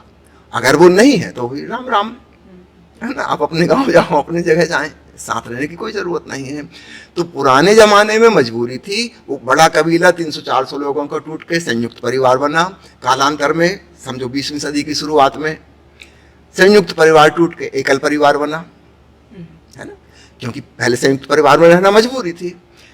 जैसी शिक्षा प्रणाली आई और भांति भांति के विकल्प खुल गए, अलग अलग ढंग से आजीविका उपार्जन हो सकता है, सब अपने अपने ढंग से करने लगे, दूर दूर निकल गए, यातायात के साधन आ गए। पहले अपने को पता ही नहीं था अमेरिका कहाँ है, अब पता है तो जा सकते हैं, है ना। एकल परिवार हो गए, है ना। अब एकल परिवार के भी टूटने के दिन आ गए। अब मेल और फीमेल लगभग इक्वल स्टेटस पे आ गए हैं। वो जो पुरानी दादागिरी चल रही थी जेंट्स की महिलाओं के ऊपर, उनको दबा के सता के रखना, घर के किचन में उनको कैद कर दिया गया, उससे बाहर निकल नहीं सकती, बस खाना पकाओ, बच्चों को संभालो, दैट्स ऑल, है ना। बाकी किसी चीज़ में उनको घुसने नहीं दिया जाएगा। आज महिलाएं समाज के क्षेत्र में भी हैं, एजुकेशन के क्षेत्र में भी हैं। 70% लैंग्वेज टीचर्स फीमेल्स हैं, सारी दुनिया का फिगर बता रहा हूँ, क्योंकि जितनी अच्छी भाषा वो बोल सकती हैं कोई पुरुष नहीं बोल सकता, है ना। लड़कियाँ 1.5 साल में जितना बोलने लगती हैं, लड़का 3 साल में उतना बोल पाता है। लड़के की पकड़ भाषा के ऊपर नहीं है, तो उसके मिस प्रोनाउंसिएशन हो जाएंगे, ग्रामेरिकल मिस्टेक हो जाएगी। लड़की से कभी नहीं होती, बिल्कुल हमेशा सही प्रोनाउंसिएशन होगा, कोई ग्रामर की मिस्टेक नहीं होगी। महिलाएं हर क्षेत्र में आगे आ गई। धन्यवाद स्वामी जी। डॉक्टरी क्षेत्र में आ गई, है ना। आप मेरा इंटरव्यू लेने बैठी हैं, है ना। आज से 100 साल पहले कोई कल्पना कर सकता था क्या कि कोई महिला किसी जेंट्स का इंटरव्यू लेगी? असंभव। राजनीति के क्षेत्र में आ गई, है ना। अर्थोपार्जन के क्षेत्र में आ गई, है ना। दुनिया के बड़े अमीर लोगों में से भी महिलाएं हैं। विज्ञान के क्षेत्र में आ गई। मैडम क्यूरी को 2 बार नोबेल प्राइज मिला, किसी पुरुष को 2 बार नोबेल प्राइज नहीं मिला। तो किसी भी क्षेत्र में पीछे तो नहीं है। और अगर अपन स्कूल कॉलेज के डाटा देखें तो लड़कियों को ज़्यादा नंबर मिल रहे हैं, ज़्यादा परसेंटेज मिल रही है लड़कों की बजाय। तो इंटेलेक्चुअल क्षेत्र में भी बहुत आगे हैं। अभिनय का क्षेत्र हो कि खेल खिलाड़ी का क्षेत्र हो, ऐसी कोई जगह नहीं जहाँ वो पीछे रह गई हो।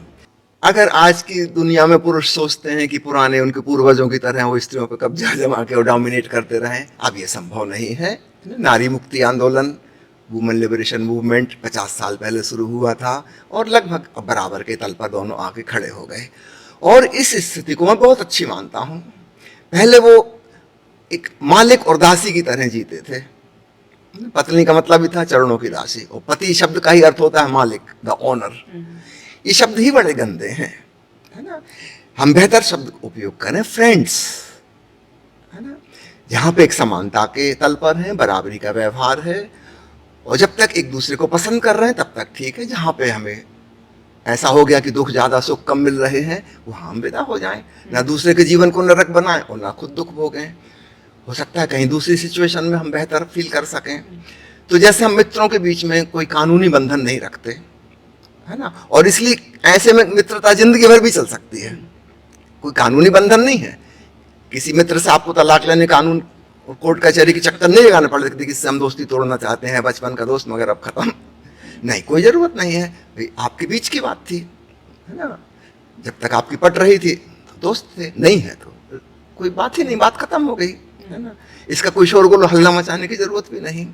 इतना ही सिंपल स्त्री पुरुष का संबंध हो जाएगा भविष्य में, आज नहीं है, अभी हम एक ट्रांजिशनल फेज से गुजर रहे हैं कि पुरानी व्यवस्था तो चरमरा गई, वो खंडहर ध्वस्त हो गया और अभी नया भवन बना नहीं है, हम बीच की स्थिति में है थोड़ा सा, लेकिन नया भवन जो बनेगा उसका आधार लव एंड फ्रीडम, है ना, किसी की जीवन ऊर्जा किसी की जीवन ऊर्जा से मैच करती है ना, एक बड़ी गहरी बात है ये, कोई शारीरिक आकर्षण भी नहीं हो सकता इसमें, मानसिक भी नहीं हो सकता, कुछ लाइफ एनर्जी की मैचिंग है, उनका हो सकता है संबंध बहुत लंबा चले, हो सकता है जिंदगी भर भी चले, जन्मों जन्मों भी चले। और जहाँ ये मैचिंग नहीं होती, कुंडली मिलाने से कुछ नहीं होता, अगर वो लाइफ एनर्जी नहीं मैच कर रही तो उनका दूर हो जाना भला, ना किसी को दुख दो ना किसी से दुख लो। मुझे याद आता है एक ऊर्जा दर्शन के समय एक बार ओशो के सम्मुख एक युगल बैठा हुआ था, है ना, उन्होंने बताया कि हम लोगों का काफ़ी दिनों से झगड़ा चल रहा है, पुराने गर्लफ्रेंड बॉयफ्रेंड है वो, और काफ़ी सुलझाने की कोशिश कर रहे हैं। ओशो ने कहा कि आज मैं तुम्हें अल्टीमेटम दे रहा हूँ 3 महीने का, या तो तुम 3 महीने में अपने सारे इश्यूज खत्म करो, है ना, और एक दूसरे के प्रति प्रेम और सम्मान से भर जाओ, तो संग साथ रहना। अगर 3 महीने में तुम ये ना कर सको तो फिर अलविदा करो, है ना, क्योंकि 3 महीने अगर तुम दुखी रहोगे, चिंतित रहोगे, लड़ते झगड़ते रहोगे, कलह करते रहोगे, तो वो तुम्हारी एक हैबिट बन जाएगी, that will become part of your addiction. वो कलह करने का भी एडिक्शन हो जाता है, फिर रोज झगड़ा करना ही करना है, ड्यूटी जैसी हो जाती है कि रोज करना है, जैसे शराबी को शराब पीना, सिगरेट वाले को सिगरेट पीना है। अधिकांश पति पत्नियों को हम देखते हैं कलह करना उनका एक एडिक्शन हो गया है, लत पड़ गई है, उसके बिना उनको चैन नहीं, है ना। पत्नी 10 दिन के लिए मायके चली जाए, सावन के महीने में पति बेचैन हो जाता है, क्यों? प्रेम नहीं है, लड़ने किससे फोन पे ही लड़ लेते हैं आजकल। ओशो ने कहा कि 3 महीना तुम जिस भाव दशा में रहोगे कंटिन्यूटी में, वो तुम्हारे भीतर गहरी घुस जाएगी, एक दिन तुम चाहोगे उससे निकलना तो भी ना निकल पाओगे। तो अल्टीमेटम दे रहा हूं कि 3 महीने में या तो तुम अपना प्रेमपूर्ण मैत्रीपूर्ण व्यवहार वापस आ जाओ, है ना, और अगर नहीं आ सकते तो फिर एक दूसरे को गुड बाय करो। हो सकता है कहीं और तुम्हारा संबंध बने, लेकिन अगर तुम इसमें एडिक्टेड हो गए, लड़ने झगड़ने के, क्रोध कलह करने के, एक दूसरे के ऊपर हमेशा नुक्ताचीनी करनी, दूसरे की गलती निकालनी, तो फिर तुम नए व्यक्ति के साथ भी वही करोगे, क्योंकि तुम उसके आदी हो चुके हो, है ना। दैट इज वेरी डेंजरस, तुम्हारी पूरी जिंदगी पॉइजनस हो जाएगी, तुम उस आदत को लिए चलोगे। ओशन का मैं नहीं चाहता कि ऐसा हो। तो लव एंड फ्रीडम, इन दोनों के आधार पर भविष्य का संबंधों का भवन खड़ा होगा, और निश्चित रूप से वह कानून के बंधन से बाहर होना चाहिए, मैं जैसा समझता हूँ। जब शादी करनी थी 2 की तो आपने चुपचाप शादी कर ली फटाफट, और जब तलाक का समय आया तो अब 10 साल चक्कर लगाओ कोर्ट कचहरी के, वकीलों के चक्कर लगाओ, ये कौन सा कानून है भाई? एक्चुअली एक व्यक्ति भी अगर कहता है कि मुझे तलाक चाहिए तो तुरंत स्वीकृत होना चाहिए, इसमें दूसरे से पूछने की जरूरत क्या है? दूसरे को तो पूछने का सवाल ही नहीं उठता कि तुमको लेना है कि नहीं लेना। ये तो बिल्कुल ही नाइंसाफी की बात है। एक व्यक्ति जो प्रताड़ित है वो कह रहा है कि मुझे इससे बाहर निकालो, that is more than enough. दूसरे की सहमति असहमति का सवाल नहीं। तो इतना इजी होने चाहिए तलाक, सो इजी। हाँ, शादी में आप दिक्कत खड़ी करो, 10 प्रकार के उनको ट्रेनिंग से गुजारो, ये संग साथ रह भी पाएंगे कि नहीं, है ना, एक दूसरे को समझें, उसका समय दो, एक दूसरे के परिवार में हिल मिल पाएंगे कि नहीं, उसका मौका दो, टेस्ट करो। इसके साइकोलॉजिकल बैरियर्स होने चाहिए, प्रशिक्षण होना चाहिए। जब कोई सर्टिफिकेट दे कि हाँ ये लड़की शादी योग्य है, ये लड़का शादी योग्य है, तब जाके उनकी शादी होनी चाहिए। उसमें काफ़ी मुश्किलें खड़ी करनी चाहिए। ऐसा नहीं कि एक पहली नज़र का प्रेम हो गया, और कोर्ट चलेगा और शादी हो गई। ये पहली नजर का प्रेम अभी 4 दिन में उखड़ जाएगा, इसकी कोई वैल्यू नहीं है ना। मुश्किलें खड़ी करनी है, शादी करने में खड़ी करो, ताकि एक बार जब हो तो फिर वो खूब अच्छी रहे, हमेशा चल सके। और उसका सबसे मुख्य आधार होगा क्या वे एक दूसरे को प्रेम करते हैं कि नहीं करते, है ना। अभी हम दूसरी चीज़ों का हिसाब लगाते हैं, इनके पास कितना पैसा है, कितना बड़ा मकान है, कौन सा मोबाइल का मॉडल इनके पास है, कितनी महंगी घड़ी पहनते हैं, शक्ल सूरत कैसी है। तो इन चीज़ों का एक्चुअली कोई मूल्य बाद में नहीं है। वो शक्ल सूरत ऊपर ऊपर की है। हमको उस व्यक्ति के मन के साथ जीना है, उसकी चेतना के संग जीना है, वो गहरी बात है। और उसका बाहर से तो कुछ पता चलता नहीं। वो थोड़े दिन संग साथ रहेंगे तो उन्हीं को एहसास होगा कि ये हो सकता है कि नहीं। दूसरे लोग कैसे डिसाइड करेंगे? पंडित कैसे डिसाइड करेगा? वो ज्योतिषी से पूछो, वो अपने घर में चैन से रहता है क्या? उसकी कुंडली तो मिली थी। फालतू की बकवासों पर हम आधारित किए थे विवाह को। लेकिन गरीबी जहाँ है वहाँ पर धन ही आधार बनेगा, वो मजबूरी है। बाप चाहेगा मेरी बेटी ऐसी घर में जाए जहाँ पे जैसा खाना पीना रहना सहना मेरे घर में था वैसा या उससे बेहतर कुछ मिल सके, है ना। गरीबी में था। जब हम सब संपन्न हो गए हैं और भविष्य में जल्दी हो जाएंगे, है ना, ये वाला प्रश्न ही नहीं रहेगा, वो सवाल ही खत्म हो गया। हर व्यक्ति स्वतंत्र है, संपन्न है, इंडिपेंडेंट है। तो किसी की नौकरी, कौन सी नौकरी करता है, कितनी तनख्वाह है, इसका कोई सवाल ही नहीं उठेगा, है ना। लड़की अपने आप में इंडिपेंडेंट है, लड़का अपने आप में इंडिपेंडेंट है। रविन्द्रनाथ टैगोर ने एक गीत लिखा है जिसमें एक कहानी आती छोटी सी कि एक स्त्री है जो उस तरफ से नाव चलाती आती है गंगा में, और रविन्द्रनाथ इस तरफ से जाते हैं, और कभी कभार वो मिलना होता है संयोग से, कभी उसी समय। दोनों की खूब अच्छी दोस्ती है, और एक दिन वो स्त्री प्रपोज करती है कि हम विवाह कर लें, लेकिन हम रहेंगे अपने अपने तरफ, आप गंगा के इस तरफ, मैं उस तरफ। वंस इन ए वाइल हमारी कभी मुलाकात होगी, या कभी मैं चाहूँगी आपको अपने घर बुलाऊंगी, कभी आप बुलाएंगे अपने घर तो मैं भी आऊँगी। भविष्य ऐसा होना चाहिए संबंधों का, ऐसा होना चाहिए जहाँ कोई किसी को ऊपर नहीं है, बल्कि एक कमरे में हमेशा घुस कर रहना, दिस इज टू मच। ये भी मुझको लगता है कि स्वतंत्रता में बाधा बन जाती है, और फिर उस वजह से पति पत्नी एक दूसरे से चिढ़े हुए रहते हैं और एक दूसरे से बदला लेते रहते हैं। बेसिक फ्रीडम, है ना, हर व्यक्ति अपने घर में रहे ना। ठीक है, आप जैसे अपने मित्र को कभी बुलाते हैं वैसा आप कभी बुला सकते हैं, कभी आपका जाने का मन है फोन करके पूछ सकते हैं कि क्या मैं आ जाऊं। इतनी स्वतंत्रता जहां रहेगी, मैं उम्मीद करता हूं कि वहां प्रेम सदा सदा बरकरार रहेगा, कभी क्रोध कलह और खींचातानी नहीं होगी, है ना। तो भविष्य इस तरफ जा रहा है। स्वाभाविक हम अभी एक बीच की ट्रांजिशनल फेज में हैं, और यहाँ पे लिव इन रिलेशन जो है एक महत्वपूर्ण भूमिका निभाना शुरू कर चुका है ना, और आगे बढ़ेगा, है ना। भले ही लोग कितनी गालियां दें और कितनी बुरी दृष्टि से देखें, जो चीजें आ चुकी हैं वो आ चुकी हैं, वो जाने वाली नहीं हैं। उससे बेहतर कुछ और आएगा, है ना, हम उसकी प्लान करें। स्वामी जी, आपकी बात तो एक नज़रिए से देखा जाए तो सही जचती है, पर दूसरी तरफ हमारे जो भारतीय मूल्य हैं उनको भी एक हिलाने जैसा एक ट्रेंड सा चल गया है। वो तो हिल चुके हैं। किसी के मन में क्या पाप चल रहा है, कोई किसी का सिर्फ इस्तेमाल करने के लिए प्रेम का इजहार कर रहा है, तो इस आड़ में बहुत सारे, जैसे एक डार्क साइकोलॉजी की होती है, लव बॉम्बिंग, है ना, इस तरीके से, और गैस लाइटिंग, बहुत सारी ऐसे चीज़ें भी निकल कर आती हैं। लोगों के विकृत मन में क्या है, तो हर चीज़ का सही इस्तेमाल के साथ साथ गलत इस्तेमाल पहले शुरू हो जाता है। तो हम उस गहराइयों में नहीं जाते हैं, बट बस ये है कि जैसे आपने बोला कि पहले एक मजबूरी थी संयुक्त परिवार, क्योंकि फाइनेंशियल इंडिपेंडेंस नहीं थे इतने लोग, लेकिन अभी इंडिपेंडेंस आ गई है। फाइनेंशियल लड़कियां भी बहुत सशक्त हो गई, अपना कमाती हैं, उनकी भी अपनी वॉइस हो गई है, उनकी भी अपनी चॉइस हो गई है, तो उस सबसे समाज बदल रहा है। सो हर आदमी को अपना अपना मन की गहराई में सच झांकना चाहिए कि उसका आधार प्रेम है या किसी को धोखा देना है। शायद तभी उसके अंदर एक मैच्योरिटी आनी चाहिए। देखिए, अभी हम छोटी छोटी चीज़ों के लिए तय करते हैं कि इतनी एज जरूरी है ना। कार ड्राइविंग के लिए हम कहेंगे 18 साल का होना चाहिए। एक व्यक्ति 18 साल की कम उम्र में कार ड्राइव नहीं कर सकता, हम उसको इस योग्य नहीं मानते, इतना मैच्योर वो नहीं हुआ अभी, है ना। हम निर्धारित करते हैं कि इस उम्र पे पहुंच के वो वोट डाल सकता है कि देश का प्रतिनिधि कौन बने, इस योग्य समझ उसको इतने साल में आएगी।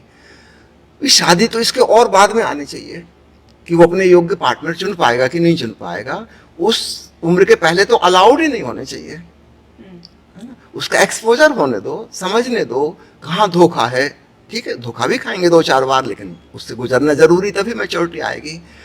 तो जैसे छोटी छोटी चीज के लिए हम मैच्योरिटी आंकते हैं, कितनी इंटेलिजेंस है ना, कितना अनुभव है, कितनी समझ पैदा हुई है। ठीक है, ऐसे ही विवाह के लिए भी हमें एक बड़ी उम्र तय करनी होगी। इसके लिए भी स्वामी जी, जैसे आप कह रहे थे कि शुरुआत हो चुकी है, जैसे हमारे पास प्री मैरिज काउंसलिंग के लिए भी लोग आने लगे हैं। परसेंटेज अभी कम है उनकी, बट आने लगे हैं। जो अभी जन्म कुंडली में आज का युवा इतना बिलीव नहीं कर रहा है, वो कह रहे हैं कि मेरी मेंटल मैचिंग करो, कि मेरी पर्सनालिटी और इसकी पर्सनालिटी में कितना आपस में मिलान है, और हमारा कम्युनिकेशन पैटर्न बताओ हमें क्या है, हमारे अंदर की जो मल्टीपल इंटेलिजेंसेस, जो इंटरेस्ट है, वो कितना मैच करते हैं, और हमें आंखों उस पर। तो अभी हम लोग जो प्री मैरिज काउंसलिंग करते हैं, तो उसमें अलग अलग हम अपने टेस्ट का यूज़ करते हैं, उनसे बातचीत करते हैं, और कई बार फैमिली को भी पूरी हिस्ट्री लेते हैं, क्योंकि अगर जैसे किसी के माँ बाप टॉक्सिक हैं, नार्सिसिस्ट हैं, या उनकी मैरिज बहुत ही ज़्यादा खराब रही है, तो बच्चे का भी देख देख के पैटर्न वैसा बन गया, तो उसकी रिलेशनशिप भी टॉक्सिक होनी है। तो हम कई बार उनके पेरेंट्स की रिलेशनशिप भी झांकते हैं कि बच्चे की इनडायरेक्ट ट्रेनिंग हुई हुई है।